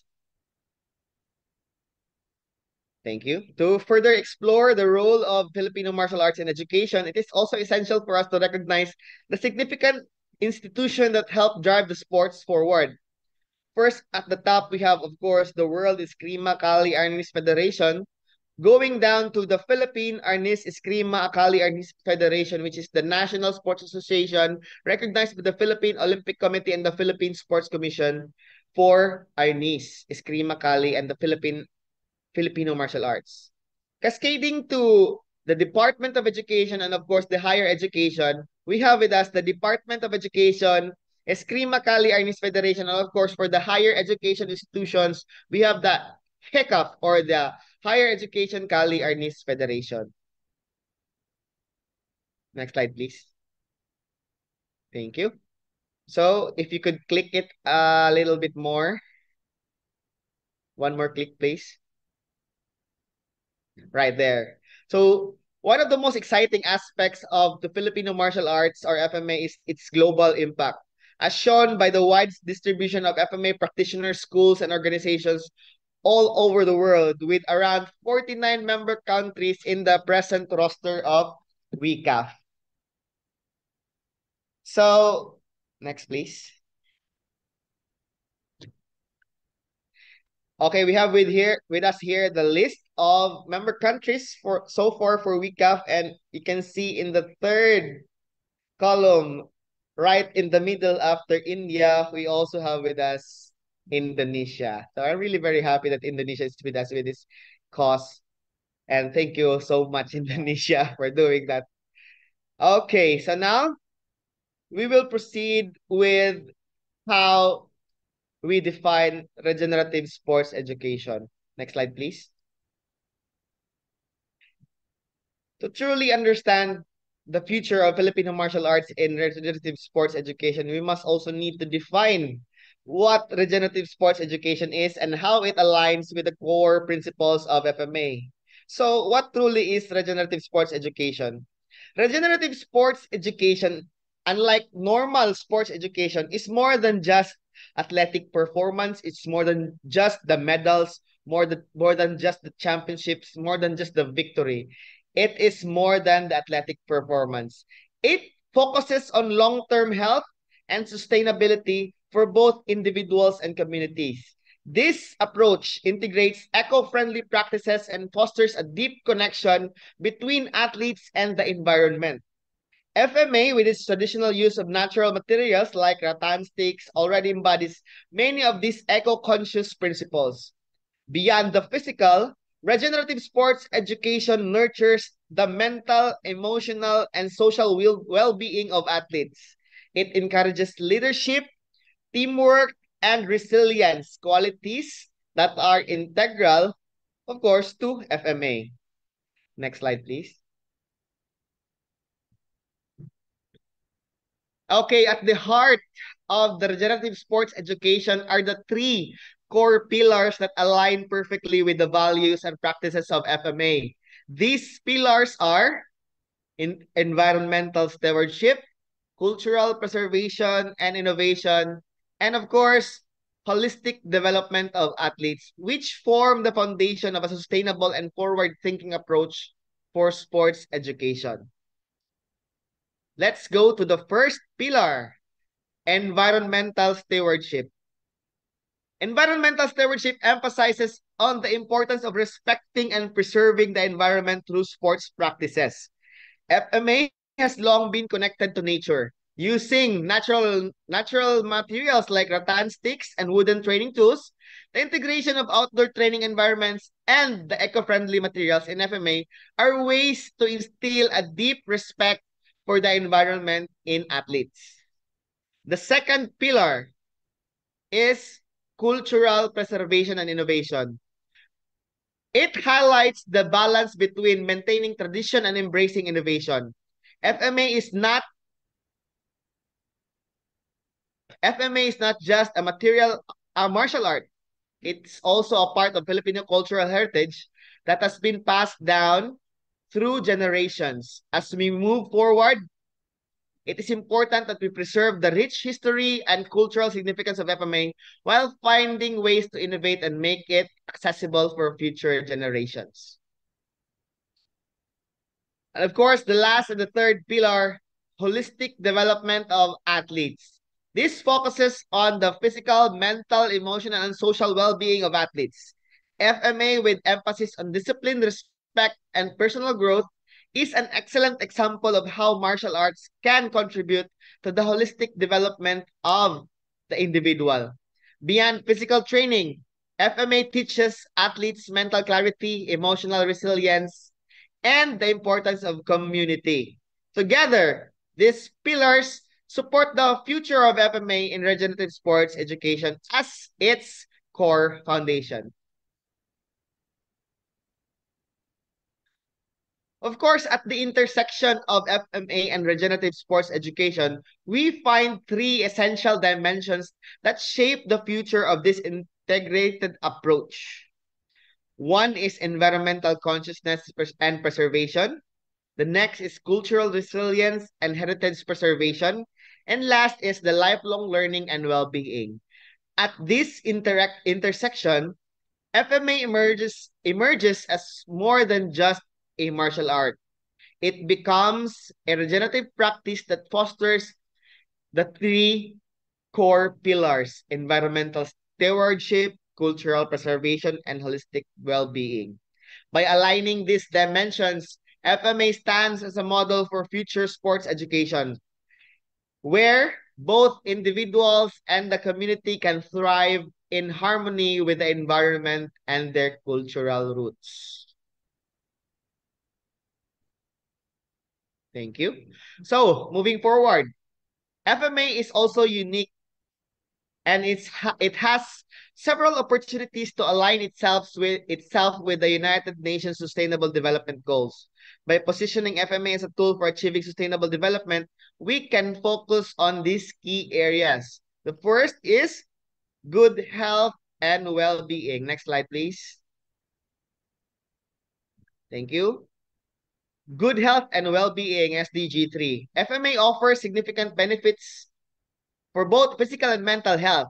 As martial art, it promotes physical fitness, flexibility, and mental resilience, making it a powerful tool in reducing chronic diseases through regular physical activity.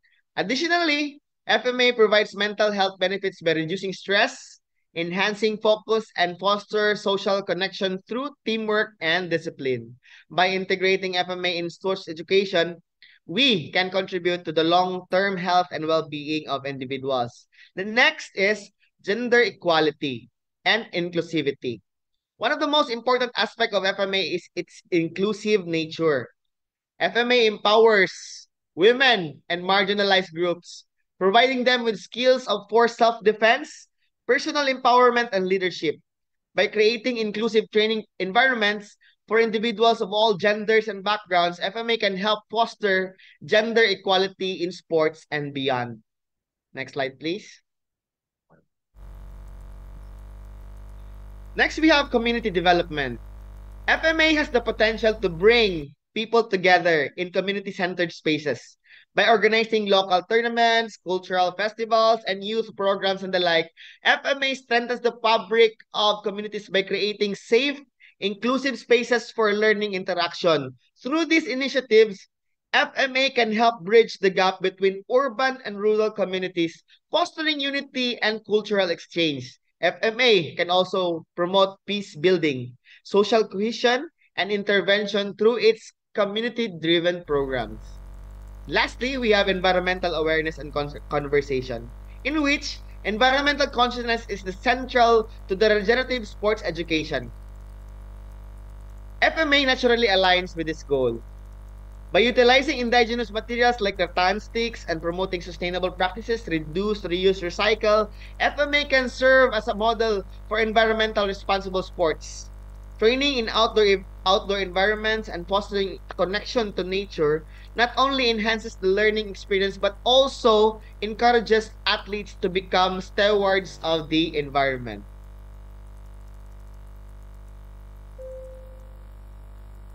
Thank you. Sir?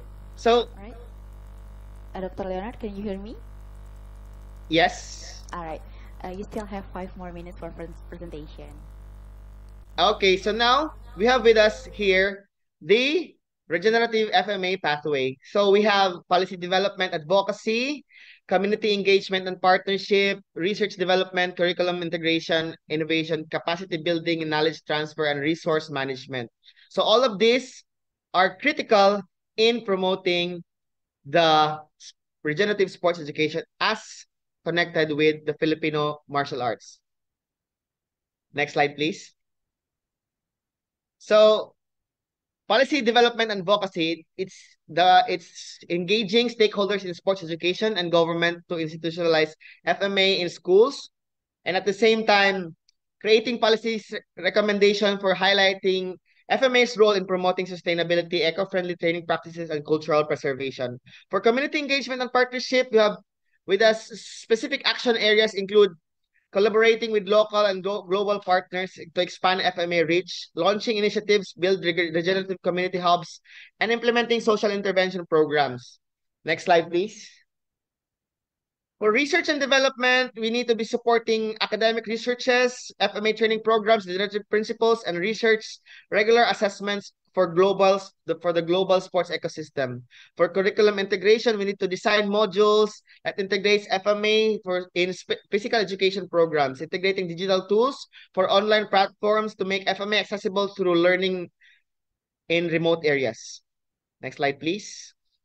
We also have capacity building for knowledge transfer. We need to establish mentorship programs, organize workshops and certifications, focus on regenerative sport practices, equipping trainers, students, and communities with the tools, skills needed to incorporate sustainability in FMA. And of course, resource management and environmental consciousness, promoting the eco-friendly use of materials, advocating the protection of natural spaces. Next slide, please.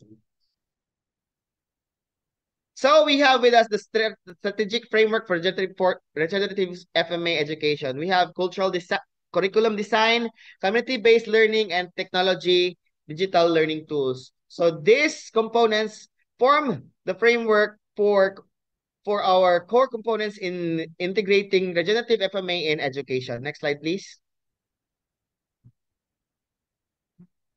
So in integrating futures thinking in FMA curriculum, we need to have the futures literacy in sports education, in which it emphasizes on the future of sports, communities, and global challenges. We also have the proactive anticipation, in which it translates combat anticipation in real-world scenarios such as managing crisis and making strategies and decisions, encouraging students to develop adaptability, creativity, and solution-oriented thinking for both sports and everyday life. Next slide, please.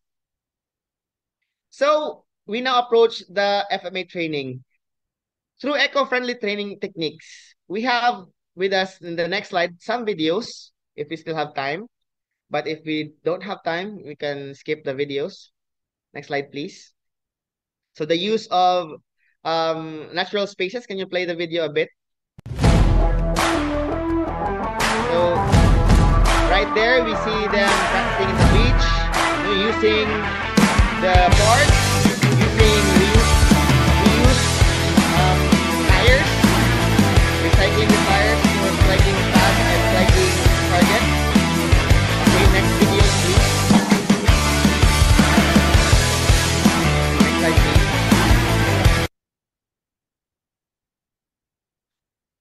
Okay, another video shows us the actual beach tournament that happened a month ago, just recently. This is the first National Beach Arnis tournament held in Dumaguete City, conducted by, of course, the Philippine Eskrima Cali Arnis Federation, together with the Dumaguete Eskrima Foundation. So, next slide, please. We proceed with the inclusion of diverse learners. We can see in the picture several kids participating in FMA. We also have right there at the side some students practicing their skills in school, specifically in Pahon National High School in Lapu-Lapu City. So next slide, please. We can see over there this is a very powerful image, very powerful picture emphasizing the core principle of inclusivity in FMA. You can see there in the middle that tagline, being a warrior knows no gender. It highlights how martial art, particularly FMA, can serve as an equalizer, breaking down traditional barriers for gender roles in sports. Next slide, please. So right there, we can see another video of a babaylan, and a shaman doing the war dance. FMA truly knows no age. Next video, please. We have with us here the students of Pajon National High School performing their form. Of course, instructed by their coach, Master Junel Pipito. Next video, please. So, since we are approaching we are approaching FMA training in a regenerative way, we also need to renew ourselves. We also need to recreate ourselves. We also need to regenerate ourselves. So wellness-centered practices is really crucial also in approaching FMA training, in which we need to incorporate mental health, mental wellness, and injury prevention,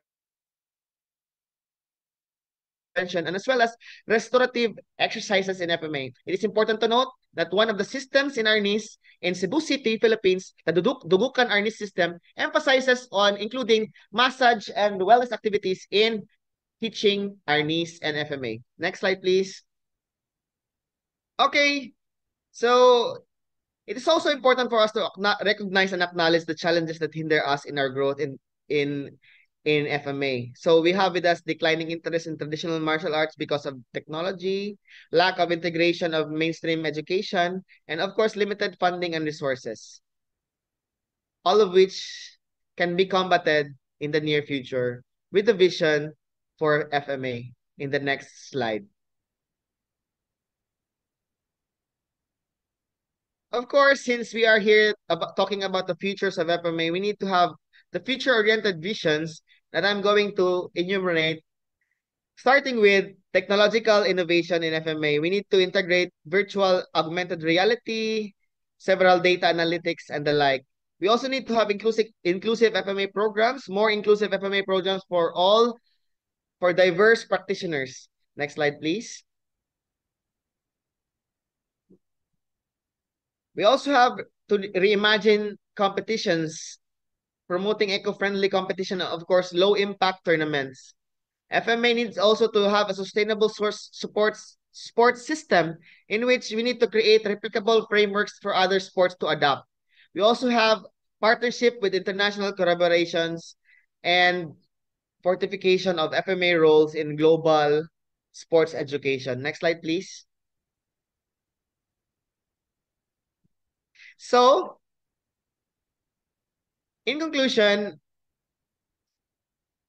educators play a vital role in ensuring that FMA coupled with the regenerative principles becomes a cornerstone in sports education. By empowering educators, bringing FMA into schools, and offering professional development opportunities in both FMA and regenerative teaching, we can build a strong foundation for the next generation.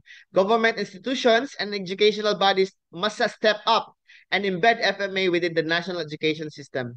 The focus must be on inspiring the next generation to take pride in FMA's cultural heritage by embracing sustainability, while aiming also in fostering a future where martial arts and sports contribute to resilient, mindful, and eco-conscious communities. To conclude, the future of FMA is not just about preserving tradition. It is about revolutionizing how we perceive sports, education, and our responsibility to each other and the planet. By embedding regenerative principles in FMA, we are cultivating not only the next generation of athletes, but also the guardians of our cultural heritage and environmental sustainability. Together, we will redefine what it means to teach, to train, and to compete with purpose, resilience, and sustainability at the core of our journey. Thank you so much for your time and attention. Mabuhay ang FMA, mabuhay ang ICLLE, mabuhay tayong lahat. Maraming salamat po, and thank you all for your time. Thank you so much. Nikki, back to you. All right, thank you, Dr. Leonard, for your presentation. Well, ladies and gentlemen, now we are at the second session of this first plenary session, which is the question and answer session. I'd like to invite the audiences to give questions to our speakers. The question could be delivered through our chat box with format mention your name, your affiliation, and question, or you can raise your hand here. Alright. Maybe because of the time limitation, I just give 2 questions for each speakers.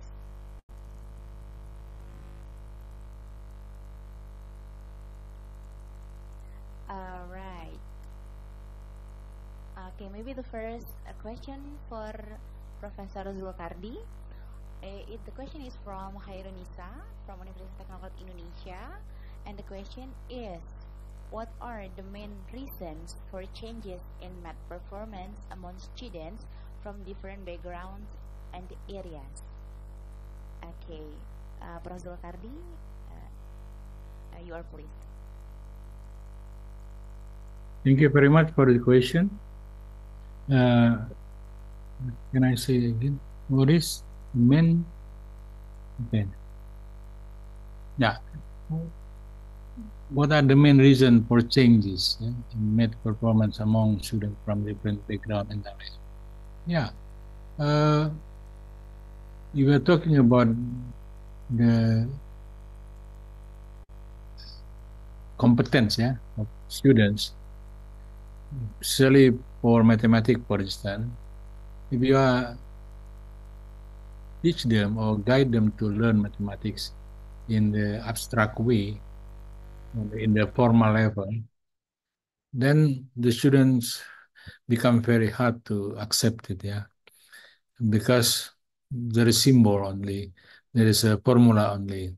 So that's why, from the point of view of PISA, realistic mathematics education, we have to use or to start learning mathematics from the situational of the student, situational of the society, situational of the occupational of job. Yeah?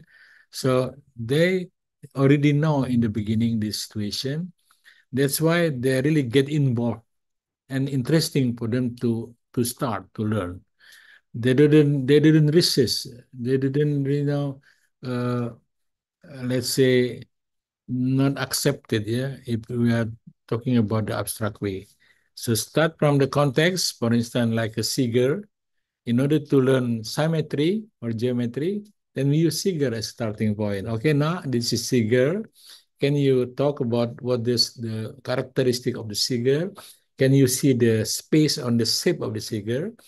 Is it under symmetry line here? Then they directly start to find, okay, this is symmetry line in the middle. So from the left and the right, the same position. Comparing, if you just use, let's say, whiteboard and just line it. So to make change or to make the student understand from not understand, is it nowadays, it is a really well-known use of context. But of course, the context that's really matched with the content. Yeah. For instance, figure can be used for the symmetry. Figure cannot be used, for instance, to learn triangle, no, rectangle. It's different. Yeah. So if you want to, let's say, about the degree, so you can use your body, for instance. That we call in mathematics embodied. Yeah, this is siku-siku or right angle. This is, for instance, yeah, sudut lurus, for instance. So, or maybe this one, yeah, this also can be used for your pincer. So, this is the way learning mathematics nowadays. Start from the situation, start from the event or context that really relate to the situation. For instance, context about the forest burn, the kebakaran hutan. Yeah. This is also good content, yeah. But later on, of course, will be not only mathematics, of course, science, yeah. Of course, what we call STEM. There is also science there. There's also engineering there, as also training. Or for instance, we connect to the subject of Professor Leonard from there is a phenomena, Dr. Leonard, in Indonesia. The team of football in Indonesia nowadays almost like a Dutch team football because number of people from Dutch, but there are Indonesian nowadays. Yeah. Also, there is a phenomena, for instance, Arhan, they can use a throw, okay, from the outside of the field. So the throw is very long way, come to the near the keeper. So they become complicated situation. That's fine. So that we call array Arhan phenomena. Yeah. So that's kind of the starting point that when use. Then we continue with the speed. How can from the spot idea? How can Arhan can throw it's very a long way? What the degree of the hand of Arhan? What the let's say the speed. So that kind of a situation starting point, then continue to mathematics, to the physics about speed, to the way of theory of throwing like lempar lembing in bahasa. So that kind of a sport. So I think this is the good one for question, answer the question. Start from the context, that one will make easier for the student and also interesting for the student. Thank you. One more question from sports education, maybe anyone wants to open mic? Since several questions are on the chat box, but maybe someone wanna, okay, somebody raise hand, Pak Reza ya, okay, Pak Reza, please. Okay, hello Mr. Leonard, I am Reza Adi from Universitas Teknokrat Indonesia. On your topic, you mentioned about Filipino martial arts. It's very interesting. My question is, what kind of mental practice that can motivate the athlete for Filipino martial art? Thank you. Thank you for that question, Sir Reza. There are several ways in order for you to practice mentally or practice mental resilience, if you mean it that way, with regards to FMA. Because just like what I've told you a while ago in my talk, FMA not only deals with the physical, but also in the mental. It gives you resilience. What you call this? Can internalize your tranquility within yourself, inner peace. For instance, you can do some of these exercises include meditation, relaxation, one with the nature, connecting with the nature. There are several videos that I could have shown you, but due to time constraints, I have sped up my talk. So probably that's the source of your question since you did not get the point. But anyway, thank you so much for your question, sir. I hope that answered. And also, I have with us here, I have a question coming from the chat box. I would like to also address. Is it okay, Nikki, that I address the question from the chat box? Pardon me, sir. We are out of time. Maybe. Okay. Okay. Thank you, Prof, for your understanding. Okay, ladies and gentlemen, because we will have our parallel session a bit after this, so I'll close this plenary session. So thank you for the speakers here, for Prof. Zulkardi and for Dr. Leonard for your presentation. Thank you for your participating in ICLLLE 2024. All right. To the honorable speakers, we provide certificates as our appreciation for joining the international conference as follows. This one is for Prof. Zulkardi, and the second one is for Dr. Leonard. Okay. Well, ladies and gentlemen, we are now at the end of the session. I'd like to say thank you to all the speakers and all of the audiences for your involvement in giving questions and discussion. Okay, that's all for me. Good morning and wassalamualaikum warahmatullahi wabarakatuh. And back to our host, Mr. Suprayogi.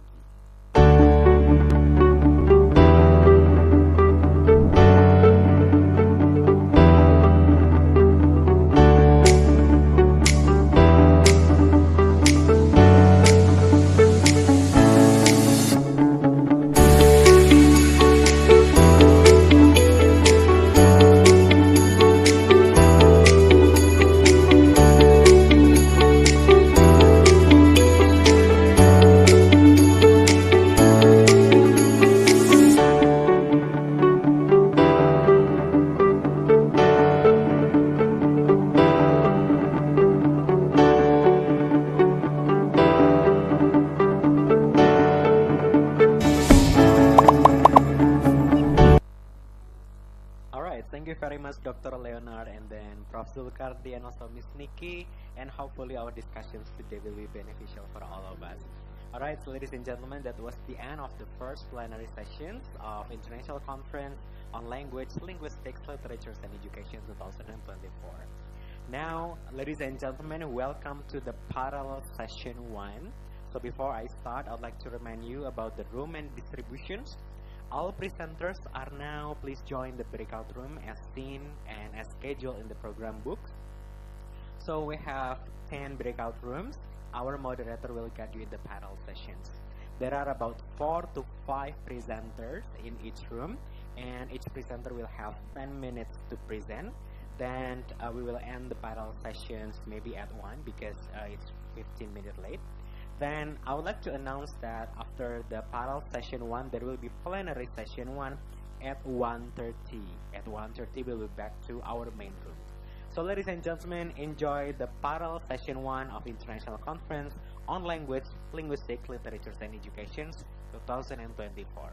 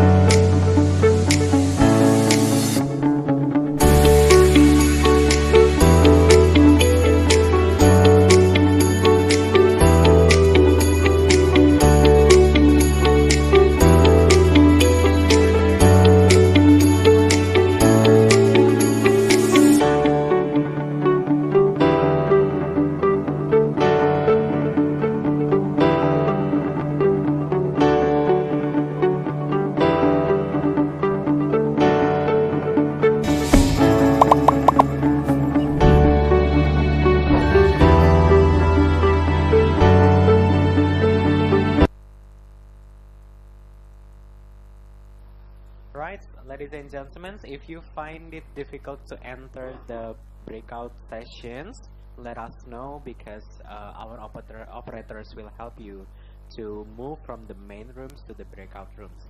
So basically we have 10 breakout rooms, and with a variety of themes from educations, literatures, linguistics, and also mathematics educations, and also sport educations. So just let me know, send it in the chat box so that we can see whether we can help you or not. Okay, right. Next, the operator, please help. Number 1, Mr. Akhyarido, please invite him to join breakout room 1.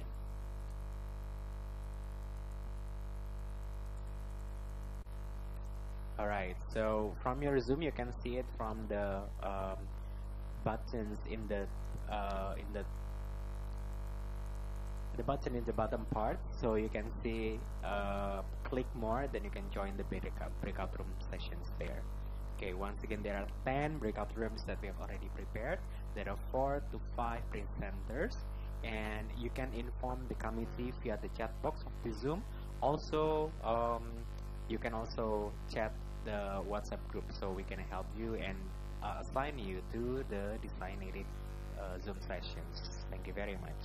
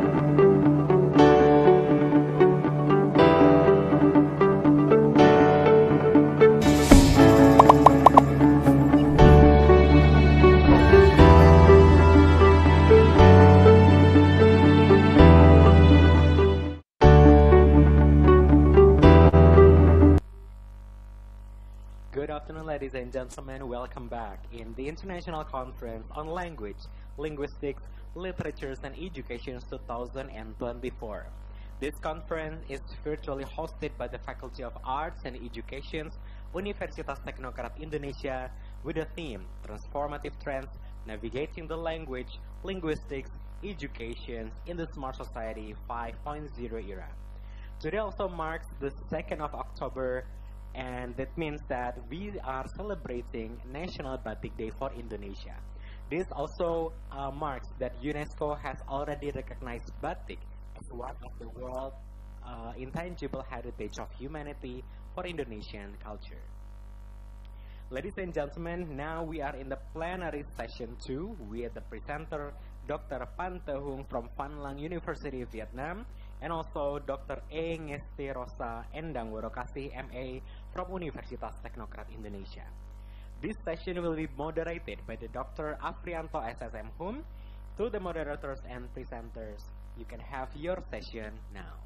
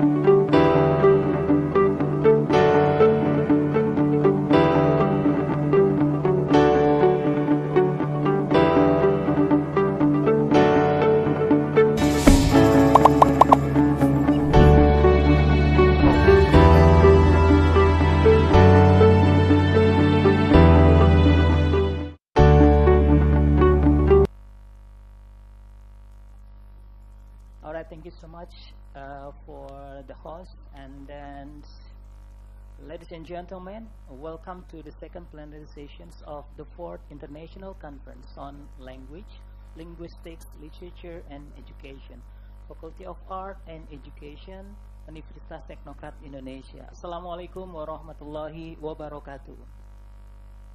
And very good afternoon, everyone. Allow me to introduce myself. My name is Afrianto. I am affiliated in Faculty of Art and Education, Universitas Teknokrat Indonesia, at English Education Study Program. And I would be your moderator for this plenary session. Ladies and gentlemen, before we begin our plenary sessions, I would like to highlight several rules during the sessions. The session will be divided into 2 sessions. The first presentation session and the second one will be Q&A sessions. And please notice that all the audience must turn on the camera, and then all of the audience mute the microphone until the Q&A sessions and are allowed by the committee, and expected to remain calm and silent during the presentations. The Q&A session will be open after all presenters do their presentations and signed by the committee. The audiences are allowed to give questions through our chat box with format name, affiliations, and your questions. Today, in these plenary sessions, we have 2 distinguished speakers. The first will be Mr. Phan Te Hung, PhD. So he is coming from Van Lang University. Hello, sir.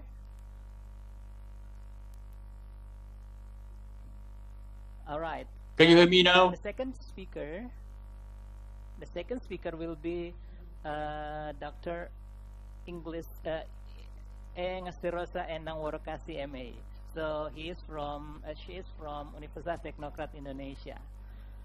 All right. Without further ado, please welcome the first speakers of the plenary session, Phan Te Hung, PhD, with the topic ChatGPT impacts in language learning and teaching. All right, Mr. Phan Te Hung, PhD, you are pleased. Well, thank you. Can you see my PowerPoint? Can you share my PowerPoint already? Can you see the PowerPoint? Yes or no? Yes. My PowerPoint. Yeah, my PPT. Can you see it? Yeah, it's already seen. See Yes. it? You can see it. It's very good now. Okay, now good afternoon, everybody. And especially those from the university very famous in Indonesia, dear participants and dear speakers. I'm very happy to be invited to be here with all of you. And maybe this is the first time, and maybe next time we can meet together more, because we also have more and more international conferences in Vietnam at our university almost every year. And as far as I know, some of you were here with us last year in our conference. Okay, a short time. So my topic today is very popular for many people in language teaching learning, both teachers and students, that is ChatGPT. I hope that you know ChatGPT. Just, almost 2 years. Can you hear me? Can you hear me? Yes? Would you please to make your slide in the slideshow mode? Slide? Can you hear me? Yeah. Your voice is so audible. And would you please to make your PPT in the slideshow mode? Yeah, it is still. Let's see. Still in the PowerPoint slides. So maybe you can click on. Can you see? Yeah.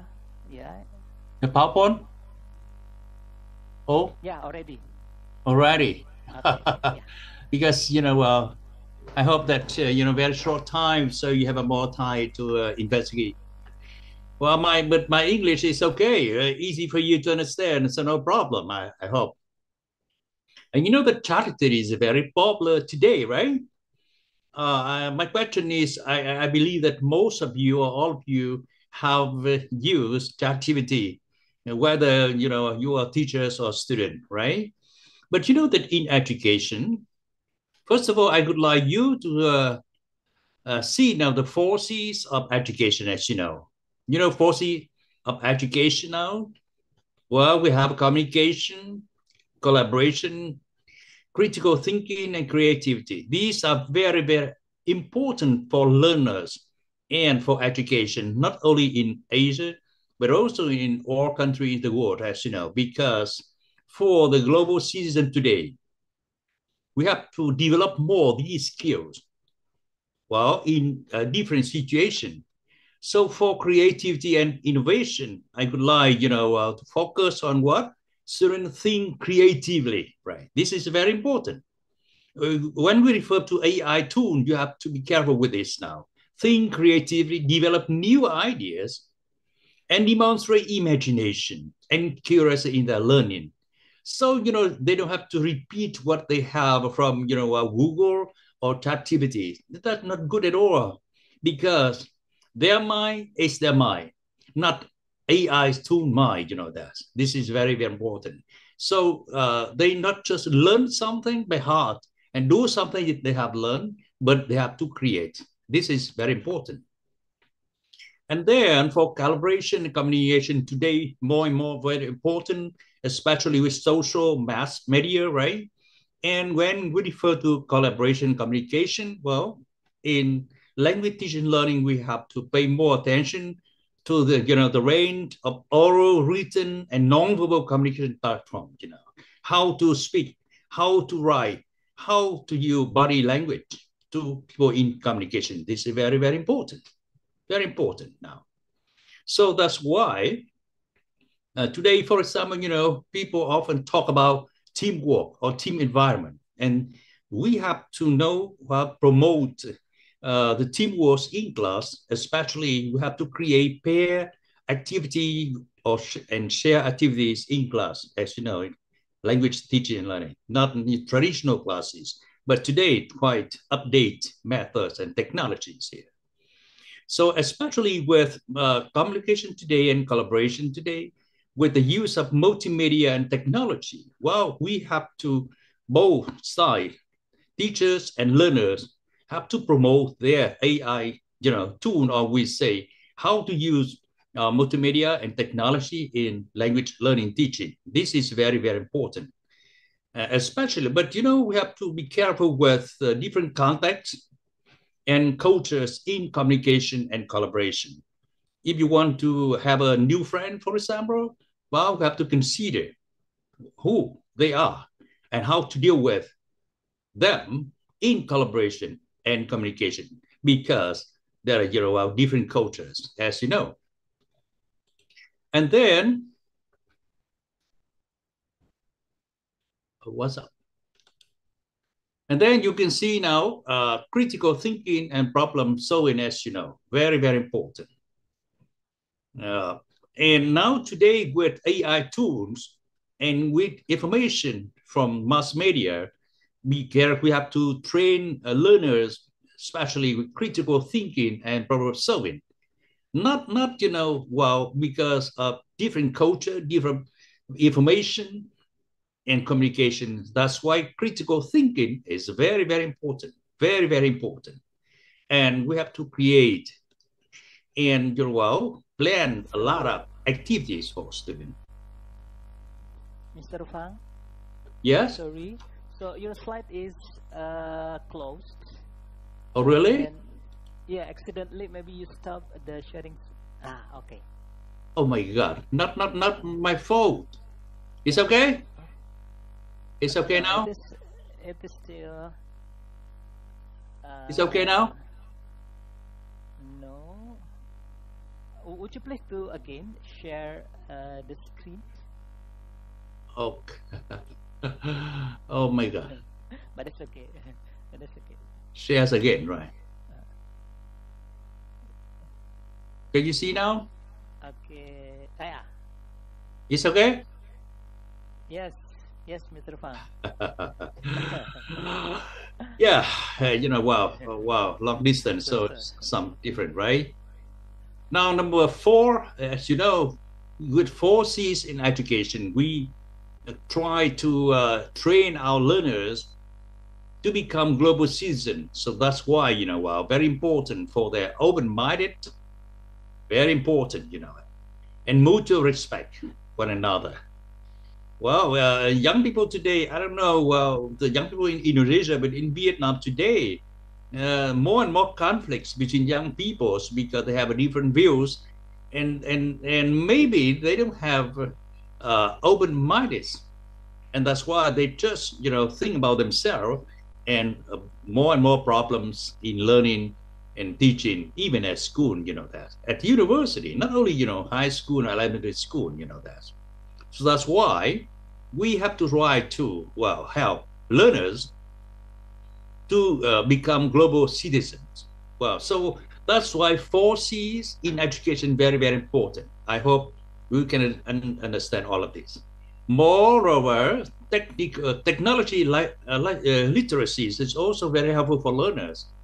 I don't know how about there in Indonesia, but in Vietnam, there's especially during the COVID pandemic, well, many university and school, improve their way of, using technology at school, in classes. So that's why we can say that all students now, they know how to deal with this now, many things, especially they can use smartphones in class all the time, and they don't try to listen to teachers anymore because they know how to get information, as you know. But anyway, technology literacy is also very, very helpful for them, When we refer to AI tools, especially in language teaching and learning, that's very, very helpful. So now I focus on activities as an example for AI tools in education today, because more and more people today focus on this. And within 2 years of development in the world from the USA, but more and more young people and people in the world now try to use ChatGPT. Whether they don't know whether the information from ChatGPT is credible or not. This is very risky for both sides. Teachers and learners here.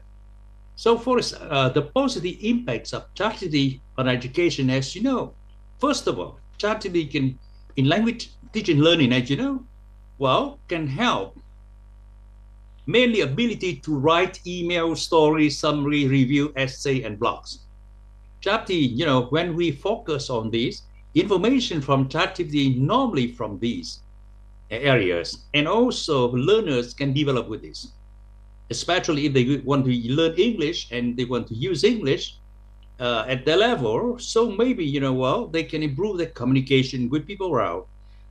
This is better and in the past, that.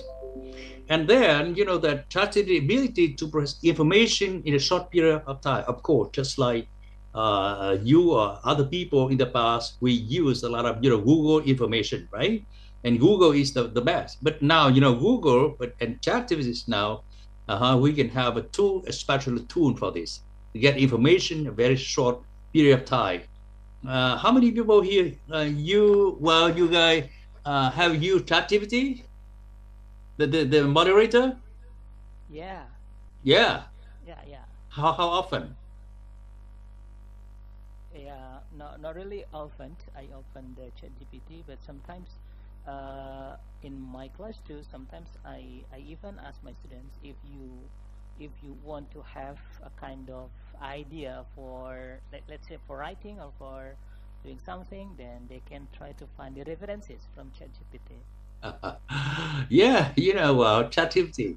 That I also try to use ChatGPT for one example. I say, when I meet a girl, can I say I hate you a lot, even though I love her a lot?